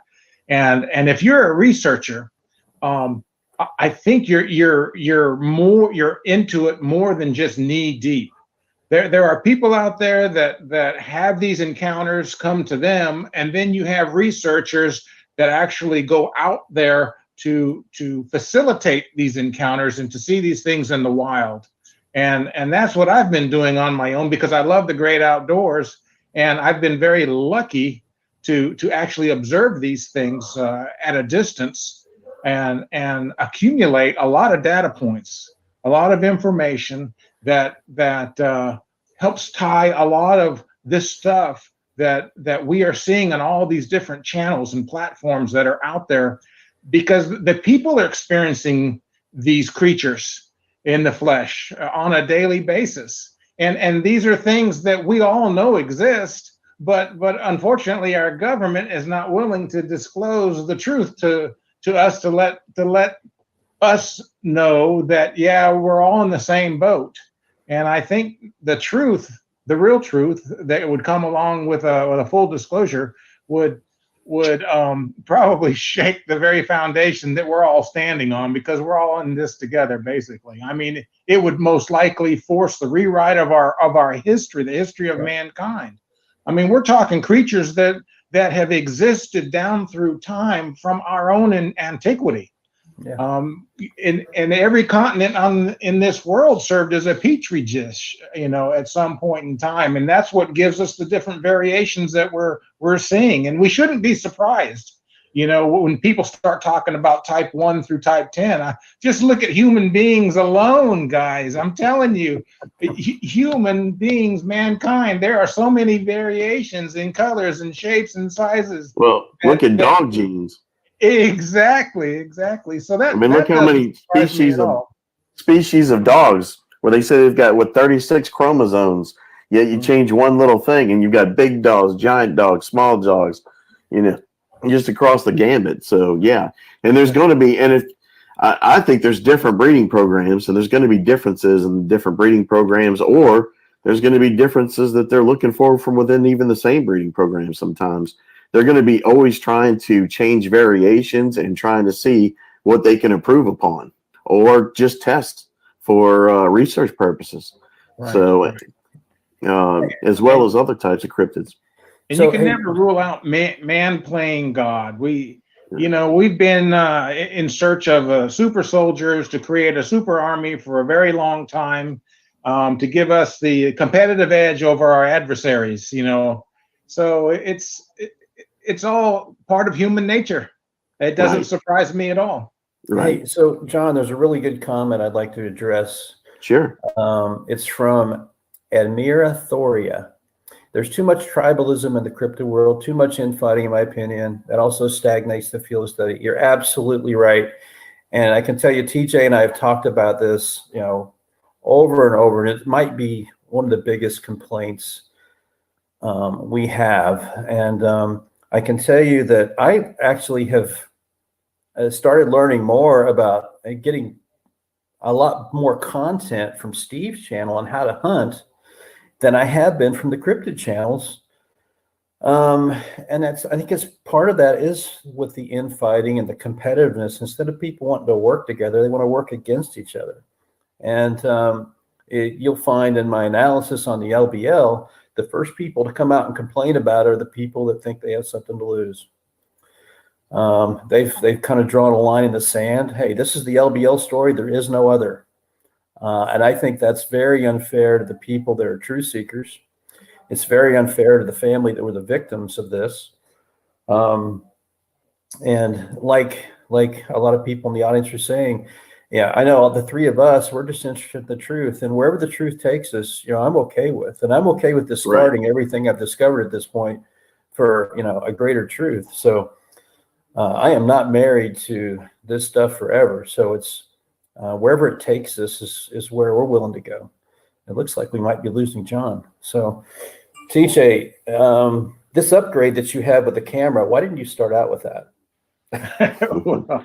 Well, it's obvious that my wife has better technology than I do.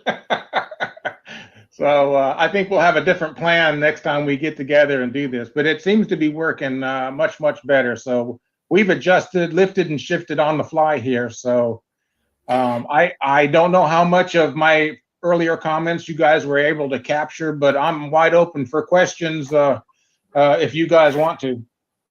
Yeah, you'd brought up earlier that in your experience, you've come across Bigfoot and werewolves. Could you give us a little bit of detail that in your experience when you were in the military, some of the cryptids that you came across? Are you able to talk about any of that? Well, in the book I list, I was running counter-drug, counterterrorism operations as part of JTF 6 down on the border. And when we're doing night ops with the EOR balls, we're picking up thermal signatures of everybody on the ground. People trying to the immigrants. We're talking about the border patrol.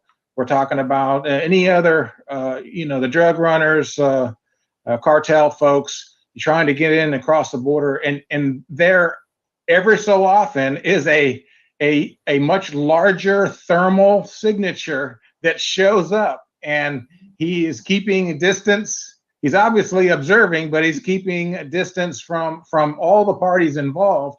And whenever he is detected, and the interdiction team is sent in that direction, he moves, or it moves at a dramatic pace, very quick, very agile, much larger, a completely different thermal signature. And that is only one thing. It's either your Southwest Bigfoot or it's a werewolf type down there operating, just out of curiosity, because if it was a Dogman, it runs a little differently when it's bipedal. Its legs are different, and it just moves a little different. The facial features are different. It's got the snout and the ears on top of the head, et cetera, et cetera. But from what I could tell, and I'd get called into the room and say, "Hey, what do you think about this?" And it says, "Well, this is not part of what we're looking for. This is a third party out there that's just kind of tracking and following and playing. I guess he's playing in the middle of the night." So with what we got going on, the operations is part of entertainment or value or whatever. But that was during those 3.5 years that I was working in that organization. But also another thing was at Fort Polk, Louisiana, when we're doing night gunnery operations, for example.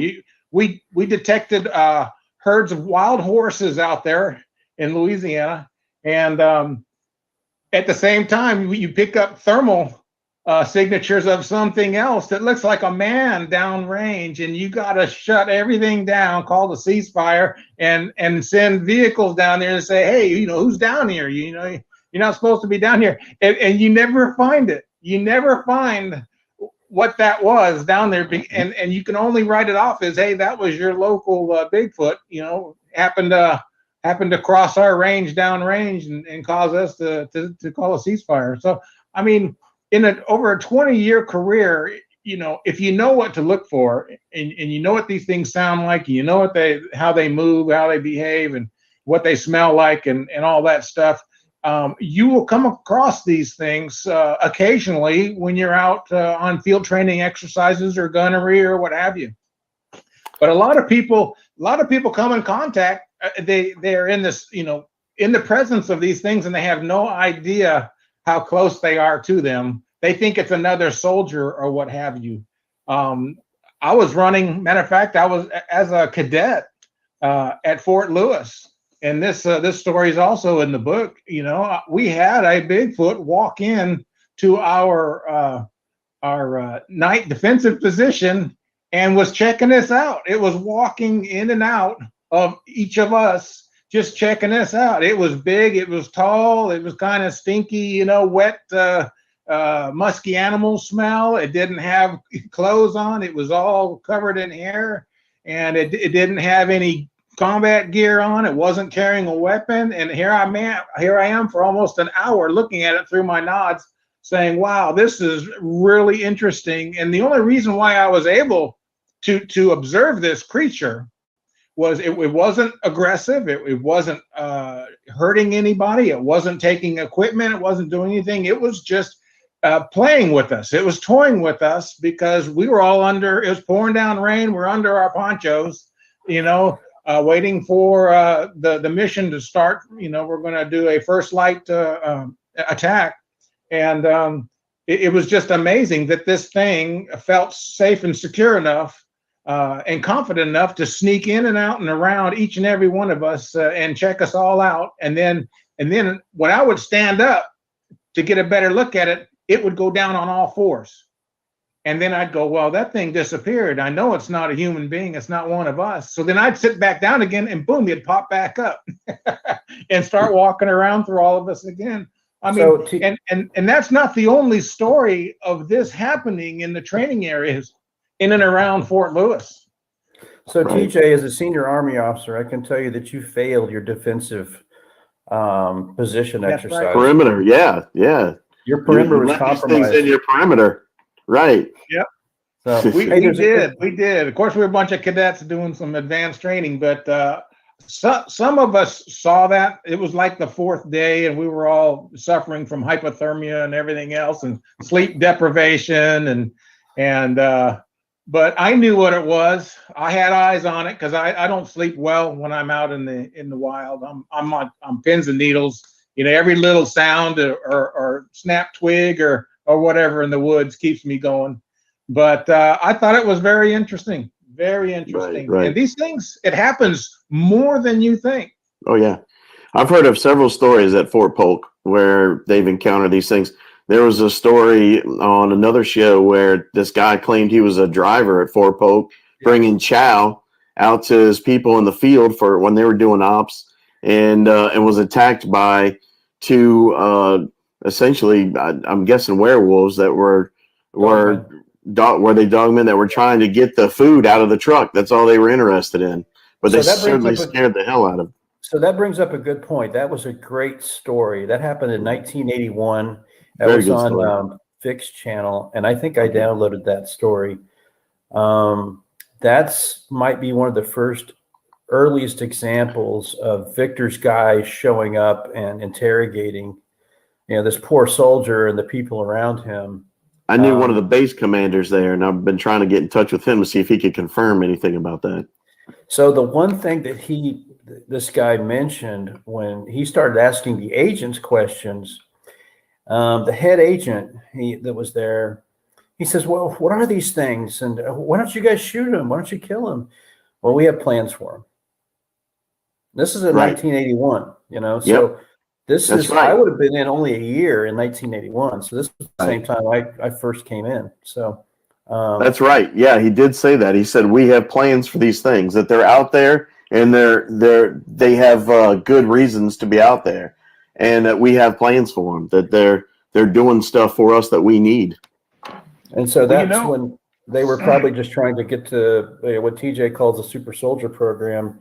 They were experimenting with what they could use these for, and then training them and how to control them. So that's, I'm guessing, it's what it sounds like. I always tell people a story of one time when I went to a shop to get a haircut when I used to have hair, and I'm reading a Popular Mechanics article, and it was talking about the U.S. Army talking about their future super soldier program, and they were saying in their super soldier program, they want super hearing, they want super sight, they want super smell, they want something that can run extreme distances without getting tired extremely fast. They want something that could jump 50 feet over a house. They want something that could pick up a car. They want something that could carry heavy gear. They wanted something that could find its own food in the field so you didn't have to have supply lines. They wanted something that could communicate without comms. You know what that is? It rhymes with werewolf. Right, exactly. So here now we see these things, and it's exactly what they said they were looking for, or what they were trying to create in every single way, every manner. It's a perfection of that program. Hey, John, there's been a couple of people that have been patiently waiting for some questions in the chat. Okay, go ahead. One of them has to do with Hollywood. Okay. And so I know you're a Hollywood expert. And well, I don't know about that, but I did work in Hollywood for a couple of years. So I think the question had to do with whether the movies were able to. Do you think the Dogman and werewolves we see in the movies, being that it's so close to what people are seeing, that it might be soft disclosure? I personally don't think so. I think they get it wrong every time. The things they call werewolves look like Dogmen, and they don't even look like good Dogmen. And if Victor is correct on his assessment, he says if you want to see the closest to what the average Dogman looks like, watch Dog Soldiers. Now, granted, he's really referring to from the waist up, not from the waist down, because they don't have dog legs. If you want to see the closest thing to a werewolf, watch the 1941 Lon Chaney Wolfman movie. Or the new remake. Yeah. So if we do another show, I have pictures of a werewolf that I can post on here that you guys will be able to see if John wants them. Sure. So, and I've showed them to John and TJ, and it's just the head. Right. So, it's actually in a British museum. Exactly. You won't find many others that don't get stripped off the internet quickly that are the real thing. So these photos come from a British museum, and it's an actual werewolf, the head of one, and it's on display in a glass case.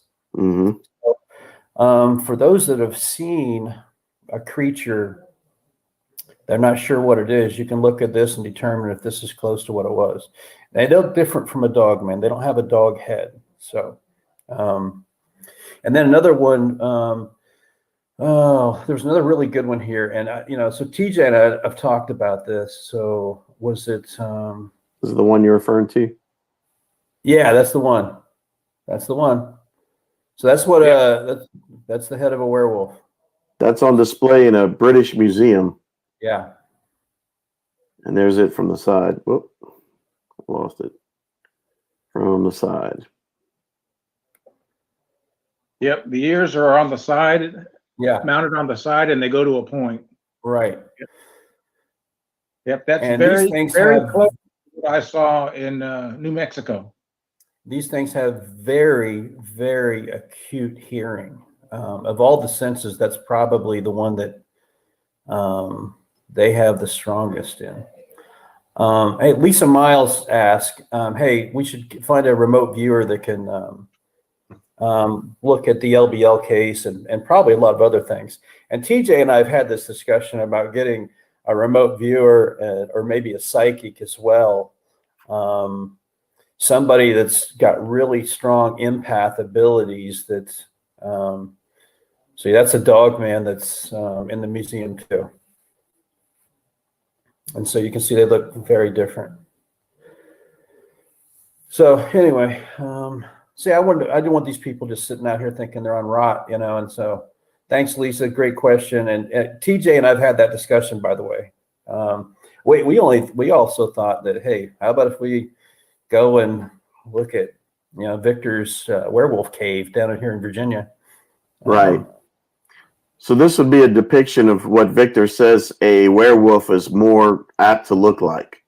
Yeah, so that's the picture I would actually show Roger and see if Roger thinks that that's a good rendition. That's just a statue. That's not the real deal. Right. No, this is a Hollywood. That's a Hollywood recreation for the remake of the Wolfman with Benicio del Toro and Anthony Hopkins. And Anthony Hopkins, right? I like that movie actually. Oh, very good movie. Very good movie. Who else was in it? Something Blunt. Emily Blunt. Is that right? Yeah, I think sounds right. And then here's the one from Dog Soldiers. Can you see that? Okay. Yeah. That definitely looks like a Dogman. Yeah, I'm gonna see if I can't get a better one. I got a couple of good ones.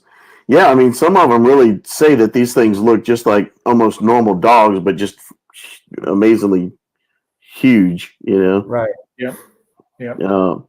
This obviously looks more canine. It's got a pronounced muzzle that's much larger. Right. Notice the ears are on top of the head as opposed to on the side of the head, as TJ pointed out earlier. Hey, so someone mentioned about DNA and cloning. So I know John and I have talked about this a bunch of times, and I'm of the opinion that this is just for the people that think that these creatures are something cooped up in a military lab. I would argue against that, only because we really didn't unlock the human genome until in the last 40 plus years, and that was done by an IBM supercomputer and mapping the human genome. And so to create some of these things, you would have need to have done that, and to have them with a range that covers the entire earth and the ability to procreate, for us to create something like that and then refine it and then make sure we can fix it so it procreates. We couldn't have done that in just 50 years. No, there's no way. And you can talk, they'll tell you. These things they're noted in antiquity, as TJ mentioned, and John has mentioned as well. And of course, I've studied some of this stuff too, because I studied pre-biblical Near Eastern ancient history for the last 30 years. And some of these things have been mentioned in antiquity. The cynocephaly, a whole different creature than what the Dogman is, or what the werewolf is, or, the Bigfoot. If you go and read the Epic of Gilgamesh, you'll find that Enkidu, the giant hairy man of the steppe. What do you think that's describing? It rhymes with today's Bigfoot. I've seen some ancient descriptions of pictures of him where it actually looks more like a satyr than a Bigfoot. It had goat legs and hoof feet and horns, but there's different depictions in the book itself. It sounds like a hairy man, and a wild beast. So it sounds very much like a Bigfoot. Yeah, and he had a wrestling match with Gilgamesh, right? Of which he lost. Gilgamesh would have been a Nephilim, his mother being a goddess and his father being human, right? And he was the 5th king of Uruk. So if you go and check the king list, you'll find that for Uruk, the 5th king was a character by the name of Gilgamesh. So hence the story, the Epic of Gilgamesh, is the title that scholars have given this ancient story found on clay tablets in the ancient city of Nineveh in northern Iraq. So it's actually the oldest epic story in human civilization. It was found in the library of Nebuchadnezzar in Nineveh, which is Ashurbanipal. What's that? It was Ashurbanipal. He was the last king of Nineveh. So Nebuchadnezzar. Well, that's correct. But when they discovered it in the library of Nebuchadnezzar. In that time period, if I've got that right, but I don't know. I could be mixing it up. It's old. Yeah, that was the early 1800s when they uncovered this big mound in northern Iraq, and they found it written on. They found it written on cuneiform, on ancient Sanskrit cuneiform on stone tablets, and they found thousands of them. In fact, I actually I have a recreation of one that's made from, plastic, like an apparis type thing. But this is actually one of the tablets, a recreation of one of the actual tablets, the size and how it's written. And if you can see real close, it's very hard to make out, but it looks like little squiggly lines that go in different directions. But that's called cuneiform in an ancient Sumerian language.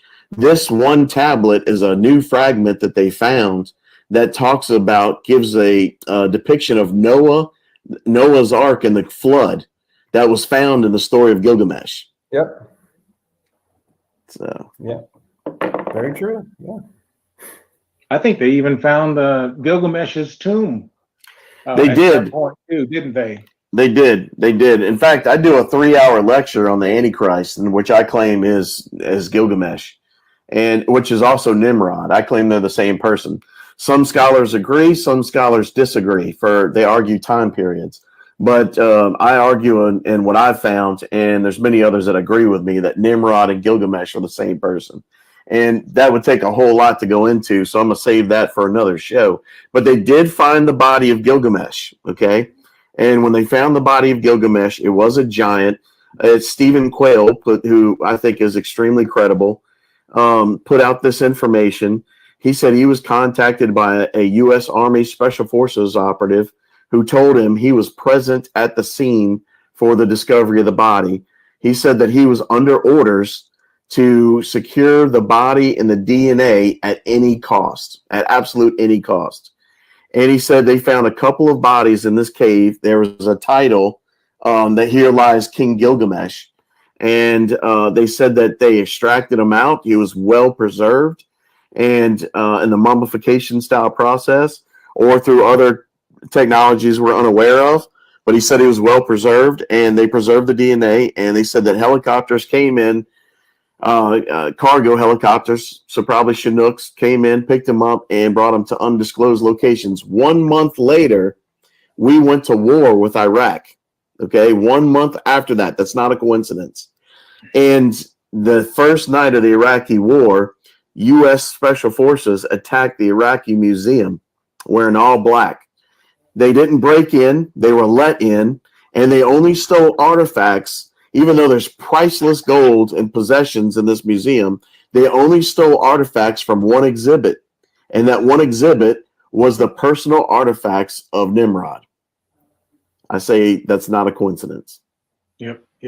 There's meaning in everything. I know some of the guys that claim they were on the team that did the insertion for that. Yep. So I've heard the same thing in the circles that I used to run in as well.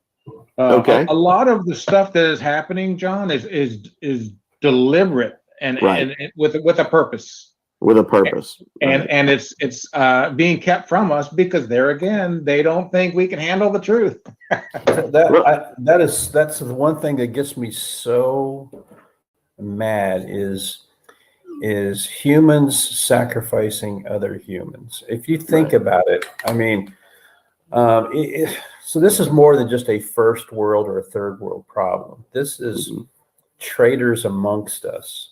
So think about how hard it is to get to adulthood. I mean, you have to get through the gauntlet of whether you're going to be aborted or not. And now they even have post-birth abortions. So if you make it through that, then you got to get through the pedophile rings and hope you don't get caught there, which, is if you're paying attention to the news, more and more pedophile rings are coming down every week.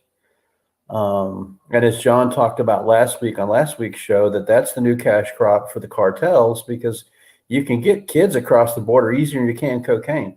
And for the elites, yeah. So if you get through all of that, then you have to worry about going to national parks and hoping that you don't become, a snack for a cryptid that the government's going to want to cover up. Right. That is, or on top of the same thing you're talking about, or you have powerful politicians that come out and say, hey, if you're a patriot, we're targeting you now with all of our intelligence agencies and military force and doing away with the Constitution to make you now the number one threat to America. Patriots. Yeah, so that's but back to the government. So when you think about the LBL is a good example. So, I know that I think I've coerced John into talking about the LBL next week, but if you look at all of the police, game wardens, DNR, all the other people that know that something's going on and they're threatened into silence, while other people die not knowing that they're walking into something that if they knew about it, they might not do it, or they might come a little better prepared for how to act what precautions to take before you do certain things. And it's those government officials that I think are traitors to the American people. And it's not just in America, but in particularly, we're talking about America right now. So it's, if you look at Dave Pilates, over 40,000 missing people just in national parks. Yeah. Now, there's a theory, that one that I told you I won't talk about, that covers this, but it's sad that something that big is covered up by so many people that are government that forbid you from talking about it. I mean, I think that is just appalling. Right. And that family in the LBL in 1982, they might still be living today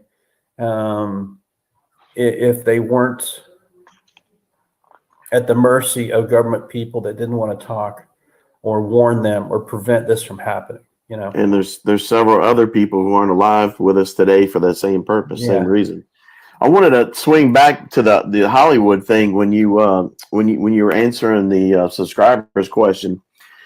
As far as if you look at this, for example, the last show I did where I interviewed the guy from the cartels down south, right, which was a great episode. In that, he was saying that he was amazed when he saw that there were werewolves down for his understanding of what he was seeing. They're actually dogmen. But he was saying he was amazed that he saw these werewolves south of the border running next to him. And he went to his buddy who got him into that job. And he says, why in the world didn't you tell me about this? Which is a natural reaction. That's what I would have done if my buddy put me in that situation and I was unknowing, right? Well, and then his buddy says to him, man, would you have believed me if I told you? And then again, we have another very natural reaction. I might not have believed my buddy if he told me some trash like that. If I hadn't had any prior exposure or anything like that, then my mind wouldn't be able to accept that. But then he went on to tell him that there are a lot of things in this world that you don't know about that are real. And that guy specifically told him vampires and werewolves are real. All right. Now, I thought that was very interesting because I've tried to do research on both of those, and it's very hard to find anything on the subject of vampires. The only stuff you do find comes back to politicians, all right, that seem to live way too long for their age or something like that. But anyway, not straying too far into that Pandora's box right now. The point of what I'm trying to say is that if you look at our culture, not just in the U.S., every major country in their culture has multiple stories and legends going back to antiquity of vampires and werewolves and other types of monsters or cryptids. So if you look right now on Netflix, man, it's werewolf show after werewolf show after werewolf show after werewolf show. Why is this? Oh, and if it's not that, it's vampire show after vampire show after vampire show. I mean, there's an endless string of werewolf vampire movies.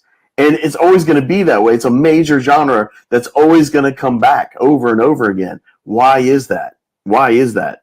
It's because it's a part of our reality in one form or another and has been for a very long time.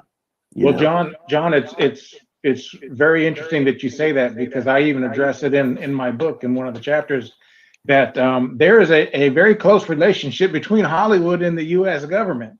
And a lot of what's been going on over the decades is they're psychologically conditioning us to recognize these creatures. And I'm actually addressing Michael S.C.'s comment here in the comment section. He's dead on, says it is part of a soft disclosure. They're preparing us for an inevitable disclosure in the future because you cannot keep a secret if the secret doesn't want to stay hidden. Right. And that's what we're experiencing today, guys. Well, I can tell you Hollywood insiders have come forward and said, hey, we've met with intelligence agencies that have fed us information, fed us scripts, or even supervised the creation of our stories to large degrees. Now, how deep that goes, I don't know. But there's a lot of stories that have been released in film and media that have been from these types of programs. One example of that's an absolute that I've heard multiple times is the movie Stargate. Mm-hmm. And so that's one thing. Speaking of that viewer you just spoke of, Michael SC, he had a question about why is it you hear about these things being shot with high-powered rifles, yet they don't seem to take any damage? And we talked about that a little bit earlier, but part of that is because they're thin. Their skin and their breastplates especially are so absolutely thick that it's almost the same tensillary strengths as steel. And that's what you've got to understand. There's been several people that have shot these things where they said it sounds like plinking. And plinking is to shooters when they're shooting metal targets and it's just going bling, bling, bling, bling, bling against the metal target. And they said that's what they sounded like when they've shot these things at close distance, either with pistols or with even high-powered rifles, and they don't seem to flinch, even though they see like tissue damage. You know, Well, there was a guy in a case that he was confronted with a big alpha male type dog man, and all he had on him was a 9mm, and he said he could physically see the bullets mushrooming and falling and dropping to the ground, and it was not penetrating his skin. right? Not even the So- skin. Yeah. So Gary Big Bore, that's the lesson learned in that one. Right. Right. Yeah, and if the skin's thick enough, and especially people don't understand too, hair, right? Animals have hair. Well, animals also have claws. That hair goes a long way to protect your skin from claws and nails, you know? Muscle mass too, muscle mass. Muscle mass as well. And if you've got a solid breastplate behind there, then yeah, it might not even break the skin, you know, especially when the Circle skin's back to thick. Victor, you know, he says headshots is what takes these creatures down if you have to take the shot. Right, So- right. But I recommend not taking the shot. There was a story earlier I was going to say that y'all were talking about. There was a story where a man was sitting on his porch, and he lived near the border, and he had night vision, or I think it was FLIR equipment for heat signatures, and he was watching people crossing the border through his property at night, and he was just watching, and he said he saw these dogmen figures closing in on this group. And apparently one of the coyotes had a rifle and shot at one of these things. And as soon as he shot at it, all the dogmen descended on him and devoured him while they let everybody else go. Mm-hmm. So my point is, unless you think you're in a life-threatening situation, do not take a shot at one of these things. Yeah, You know? I agree. So what Victor had told us numerous times to answer that question about how come people shoot them, you know, let's say center mass, and it doesn't seem to do any damage. Just to piggyback what you were saying, John, is what Victor's words were: the dogman and the werewolf both possess a thick and durable hide that is up to 5/8 of an inch thick. That's So huge. just their skin is over ½ inch thick. Mm-hmm. On adults, and has a large breastplate or sternum that is very thick and can only be penetrated by large caliber weapons. That's why, you know, he says do headshots. Not, we're all trained to do, you know, shoot center mass. Center mass. And that absolutely is not going to have the effect that you're looking for in terms of. Now he will say he shoots them there just to slow them down or to give them pause so he can get a better headshot. Right. But yeah, every situation's different, and so there's a couple different things you could do if you can't get a headshot, and you can do what we call a mobility kill. Okay, you could probably take out their knee, their foot, something that'll slow their momentum down. Softer tissue. Yeah, so something that you know, they're pretty agile and quick and very fast, both those creatures, and if you want to slow them down, you got to take out, you know, something that's going to slow them down. So, but I mean, every situation is different, and you know, you're gonna have to. So one of the things on that.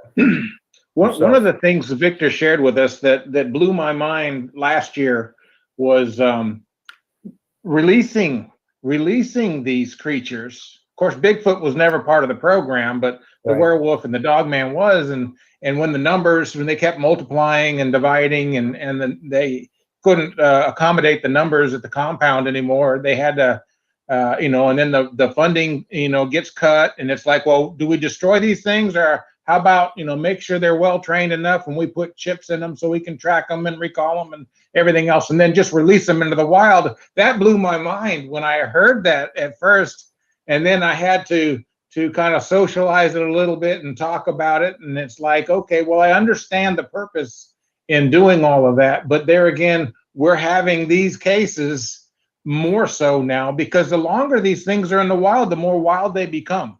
I think they tend to forget their training, you know, and everything is more focused on survival. Well, once they're away from it, think about this: when you're in boot camp, all right, you're trained to accept orders to an absolute T and not question them, all right? And when you get out of boot camp, it's sir, yes, sir, and that's it. You know, you're going to follow any order your commander gives you, period. Now, years down the road from that, when you're separated from that and you're in other environments with other peers, then you tend to have more of a, well, I'm not going to follow that order, or, I'm going to second guess it, or I'm going to do my own thing. So yeah, once they get out of the program and they get into an environment with their own peers, it's certainly going to be a thing where it's, hey, we can even develop an attitude now of why do we have to obey what these humans are telling us, and we do our own thing. We're the alpha species. You know what I'm saying? So apparently they're not free from ego either. They have that same curse that we do. TJ, one of the things I wanted to ask you is, with your experience in the Middle East, or you too, Hunter, did y'all come across cryptid stories in the Middle East while you were there? And one thing, I heard a story one time about a special access unit. Supposedly, some SF guy claimed that he said that under the Euphrates River there was a prison in Iraq, and he said the people there were scared to death because there was all this paranormal activity stuff going on. And he said he found a hallway underneath that prison, and he said he opens this large door down this hallway, and he says, sure enough, he finds this giant, for lack of a better word, angel that was chained with these giant chains to the floor. And he said this thing was a giant, and it had huge wings, giant wings.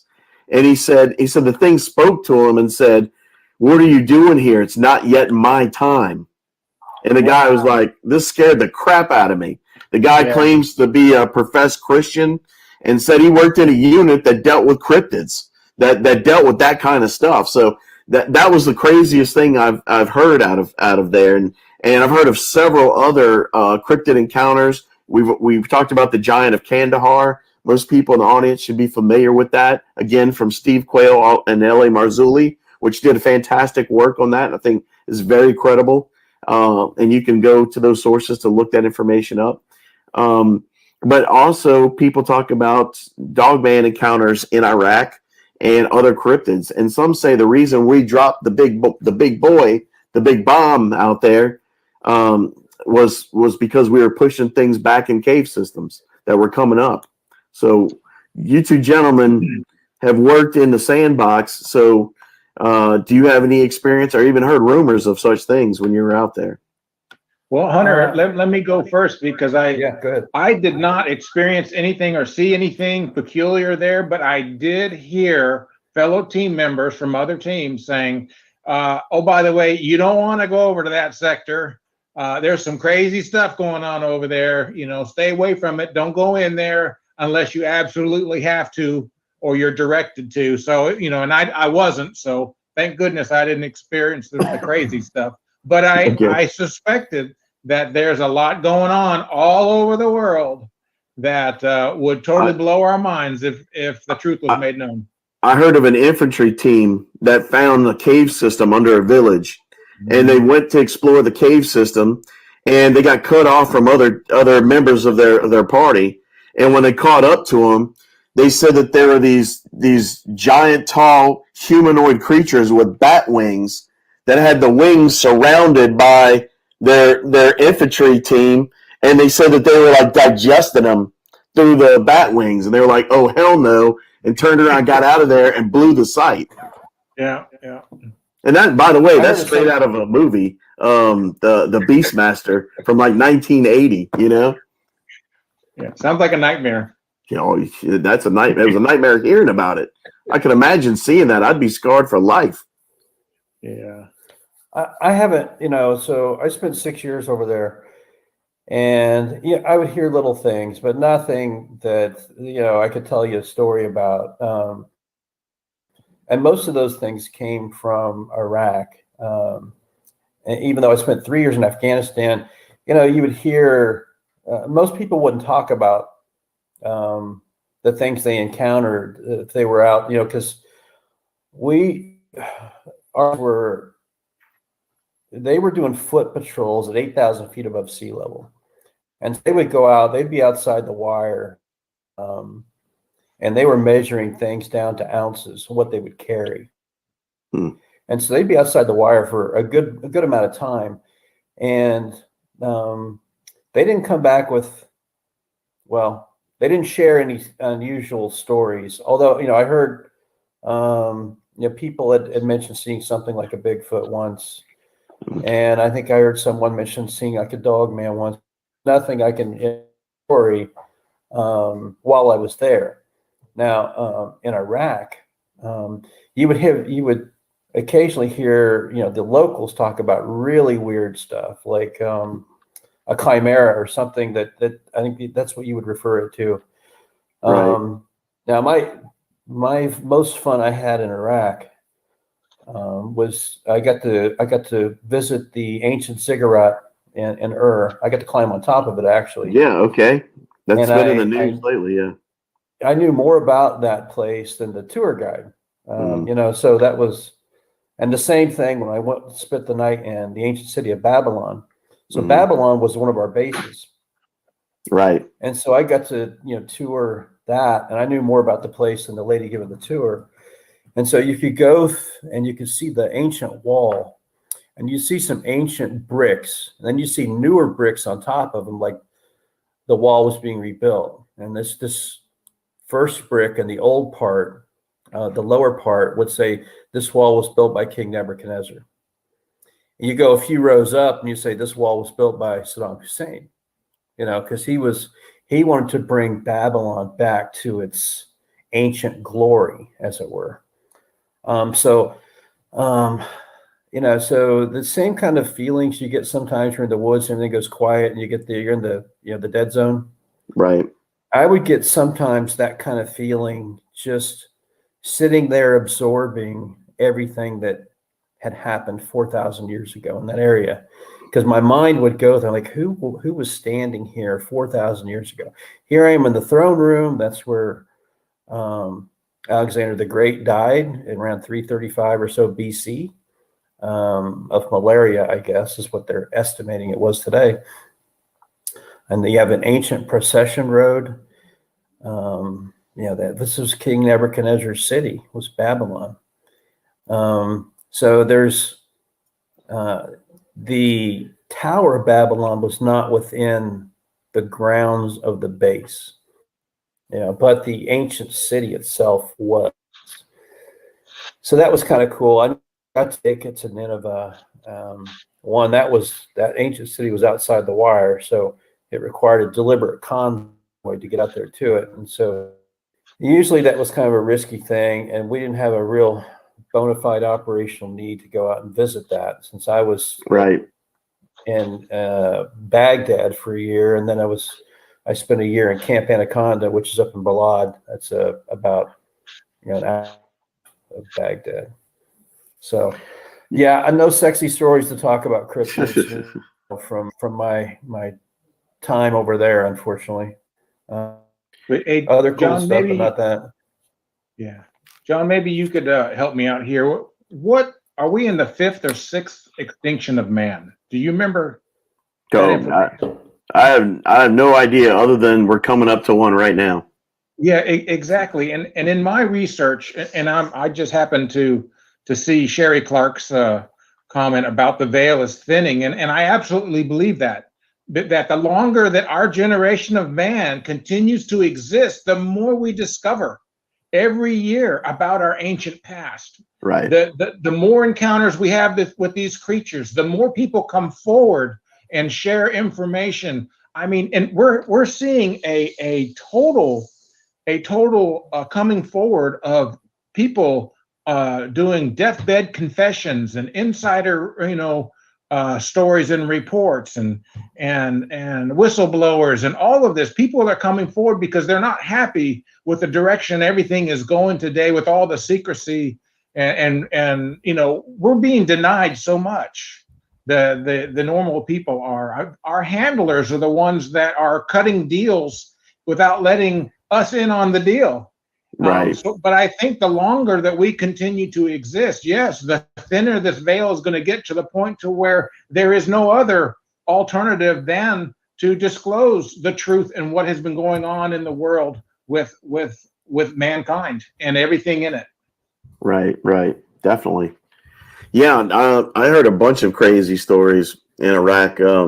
When I did a show with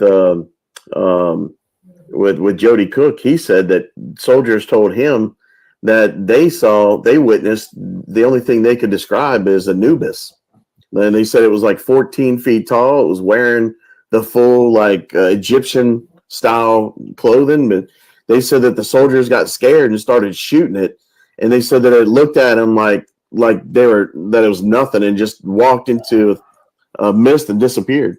But he said, as he swears, they said that they gave him that story. And then also, I have a personal friend of mine who spent some time with the general in Iraq, and he said that the general told him that he came across a bunch of black-eyed people that he said he just believed were like demon possessed or something, but their eyes were completely black from side to side. I mean, all you can see is blackness, which doctors say that you would be blind if your eyes were like that. But he said that they encountered these all the time in Iraq. He says he just shot them whenever he came across them. But the same general, this guy told me, said that he was sitting in a helicopter being transported one day, and he's in the back, and he said he heard a voice say, "I am the Prince of Persia, and I'm going to open this door on the skid, and I want you to jump out." And the general told my friend, the next thing he realized, the door was open, and he's standing in the doorway like getting ready to jump. And he said it took like a lot of mental strength to pull himself back from that and resist that. So it was just a crazy, scary, unexplainable type encounter. I've heard soldiers talk about that they had infrared footage from helicopters that they saw dogmen attacking people. I've had a source that told me they dropped the dogman into an Iraqi camp just to see what would happen, and it decimated everybody. Why onlookers are sitting back. Sancho, the guy I interviewed last week, said that when he was dealing with the villagers in some of the cities in Afghanistan, he said that the villagers were putting out goats as sacrificial offerings when they would take all the rest of the goats and put them in their homes, in their houses, and sleep with them. And he says, "Why are you sticking some out here and putting the rest in your homes?" And they said, "Because there's giants in the mountains, and they come down and take those. As long as we leave something for them, they don't come and bother us or the rest of our herds that we depend on for our livelihood." And he said, "I thought that was all crap. I thought this little kid's making these stories up," until he came home and found out that there's a whole lot more to reality than he initially understood. And now he's like, "Oh my gosh, now that makes sense. What's going on with that?" You know what I mean? So we're coming close to we're 2 hours, so we're coming close to the end. One last point I wanted to reiterate, which was the purpose of this show, and that is basically in the conclusion of talking about Victor as being a credible source. And for the naysayers, again, I'm going to point out, for somebody who comes on the scene and claims what Victor claims, and somebody that puts out original content on the level that Victor has put out, this person deserves to be vetted, and vetted by people who are in a position to make a determination. Because as Hunter pointed out, there are no absolutes in this game, in this business. There's no absolutes. But what we can do is try to examine and analyze the information that we have and use that to come to probable solutions. So whether something is more credible or less credible. And I can't officially confirm that Victor's absolutely on the level and real. What I can say is, based off of the evidence that's been presented, based off of the fact that he's not only known about stories that were brought up to him, but he gave more information that he shouldn't have known and had access to, and confirmed these stories. And then also, when he's given credible information, or when he's given information on differences between dogmen and werewolves, that you actually have people that are describing seeing both separate types in the field or in the bush or in the world. So I think this goes a long way to add towards the credibility of what Victor's saying.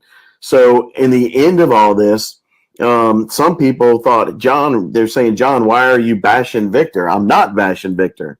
In fact, the reason I'm doing this show is because I'm tired of hearing other people bash Victor and Jeff.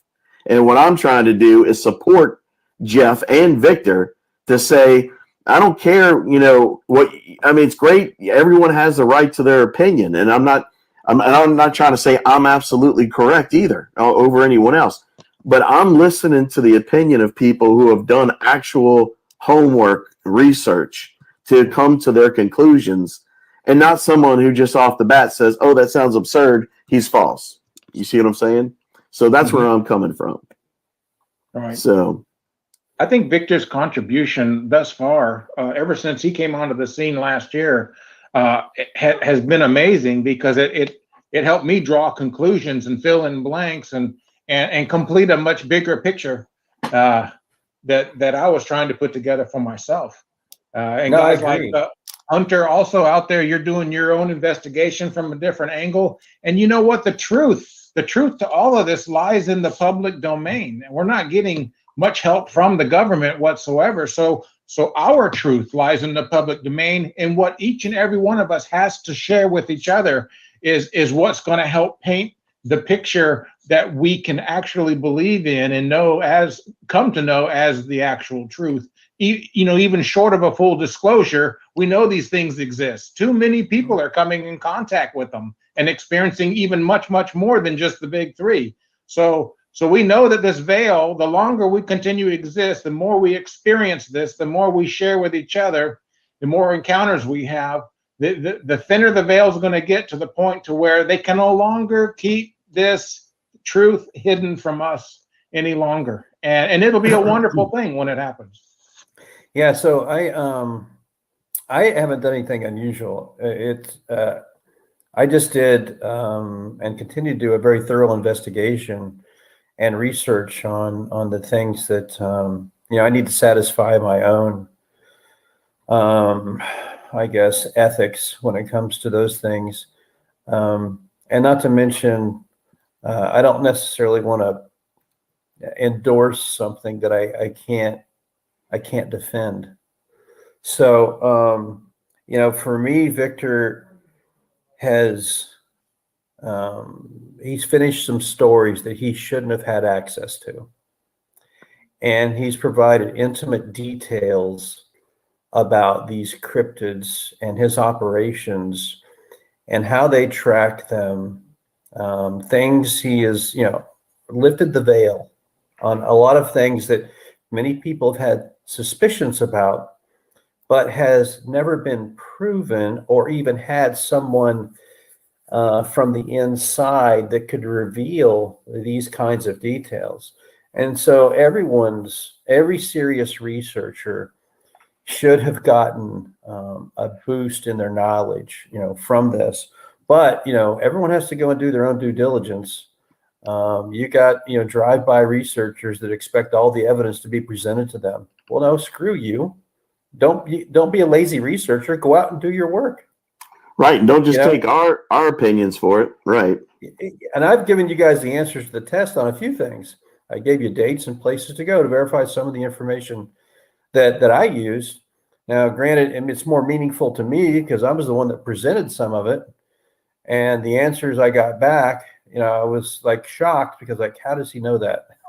So he's not some drunken, truck driver from Georgia, that's playing cryptid hunter on the weekends. So he's definitely knows some things that many other people that have been doing this for a long time aren't privy to. So anyway, so that's I'm glad we had the discussion, John. Thanks for having TJ and I on. Yeah, absolutely. And I want to anyone that hasn't heard of Jeff's show, Jeff Nadolny at Dogman Encounters, please go into his show and check out. He's got a great show, and listen to his stories on Victor. He's done a fantastic job with helping getting this information out to the public, which we wouldn't have or be discussing if it wasn't for Jeff and his work. So I would definitely like to appreciate Jeff and thank him for that, and encourage people to check out his show and listen to Victor's stories. But yeah, I believe definitely that I cannot verify 100% if Victor is true and on the level, but I believe that absolutely it's more credible than it is that he's not credible at this point. And you know what I'm going to suggest people is with anything, believe until it's time not to believe. Right. So be open-minded. Hey, so what did you have planned for next week? So next week we're working on doing a similar show just like this one, which will be kind of a panel discussion that'll be specifically discussing the LBL case and the different theories from different parties, and also in light of the new supposed eyewitness, Roger. And we'll talk about whether that story sounds credible or not. Whether we all of a sudden, after all these years from 1982 to now we suddenly have a new witness that's popped up on the scene who's going around going around the network, doing different shows. We just did one with Josh Turner, and so we'll talk about that and the information he's putting out and how that collaborates and fits in what other researchers have done. But it's such a hot topic, and one that people really seem to enjoy, that in light of the new information with Roger, I think it's worth investigating, talking about. Other shows are doing it, so why not? It's the hot topic of the moment. Hey, and if John's cool with it, I got a lot of material on this particular topic. Okay, guys, I'm cutting it off there. And yeah, some were asking where I went in the chat. When I started the show, because it was a replay, I went to go make my dinner, so I was gone for a little while. Sorry about that. But anyway, that was after the hiccup where I got disconnected and had to restart everything. But anyway, yeah, I just, I had that show was kind of taken from me and I wanted it back on my channel. It was one of my favorite shows. Those guys did a fantastic job of, covering a lot of information and detail, especially with their experience and backgrounds, which only backs up other things that other experts have come on the show and said. So that's what's so beautiful about it. All the stories just coalesce. And that's what I love. And that's part of the reason why I want them on here and back.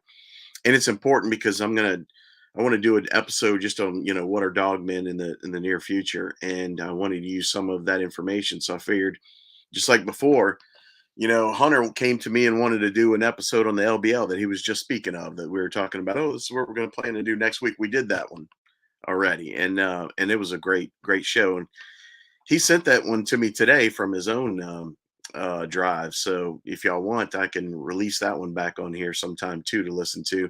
The LBL is hands down the most famous dogman case that most people are aware of. And Hunter, it plays into his style because he's so meticulous in details. I mean, this dude's like, okay, the wind direction was this, the temperature was this, the dew on the grass was this. And I'm like, holy cow. In fact, when we were doing that show, I remember he was just kind of like reading off of a list of, all his data that he had collated.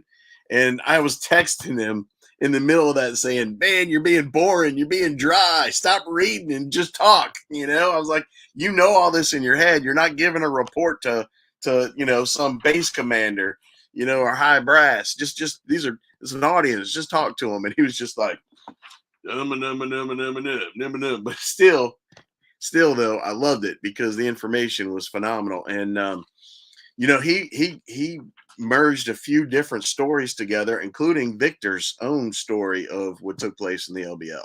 So that was really neat. That was really nice. And one of the theories that but we've come up with is they already had other attacks in that area at that time that people didn't know about. And you already had agents on standby that were able to get there very quickly and handle the situation. And then there were other cases that happened just after that. Jody Cook with North American Dogman Project put out a DVD, which I got a copy of, where they interviewed a man who was a wildlife and fisheries agent in the LBL, and he died of cancer. 2 weeks before his death, he did an interview with them and talked about how he witnessed a dog man killing a young couple in a tent that were camping in the LBL in the middle of the daytime in broad daylight, and just witnessed this thing devour him. He was offshore on a boat yelling at him, trying to get there, and they heard him. and they came out the tent and were looking at him, but they couldn't understand what he was saying as this thing was sneaking up on him and then jumped on him. So, and he said the thing was the size of a horse. I mean, it was gigantic, and it was in the middle of the day, daylight, broad daylight in the LBL. So, but anyway, I hope everybody enjoyed this. I know there's a little confusion that it was not a live, it was a rebroadcast. I did try to explain that at the beginning for those who showed up late, which I know it's impossible to, catch right when it starts a lot of times, especially because, there's not always a set time when it comes on. But also in the description, I tried to also state that clearly as well to try to eliminate any confusion. But it's super important information, and I do want to try to back up Victor as a witness. And the part of the reason why is because I'm going to be using his material for some upcoming shows I'm planning. One, if I can get Vault to come back on, I got a big show I'm trying to do with him. So, and there's also been 2 more cases where I've been able to verify Victor as a credible witness. 2 more since that show, possibly 3, but I don't have enough evidence on the 3rd one. But boy, does it sound! I'll talk about it when I'll end up doing another show on the credibility of Victor, part 2, where I'll add 2 more stories that back up his credibility if I can get them done. And Hunter, that you just saw, is actually helping me work on that one. He and TJ will not come back on the air. I try to get them to do interviews. They won't do it because they were retired at the time when they were coming on and going public, writing books and doing their own shows.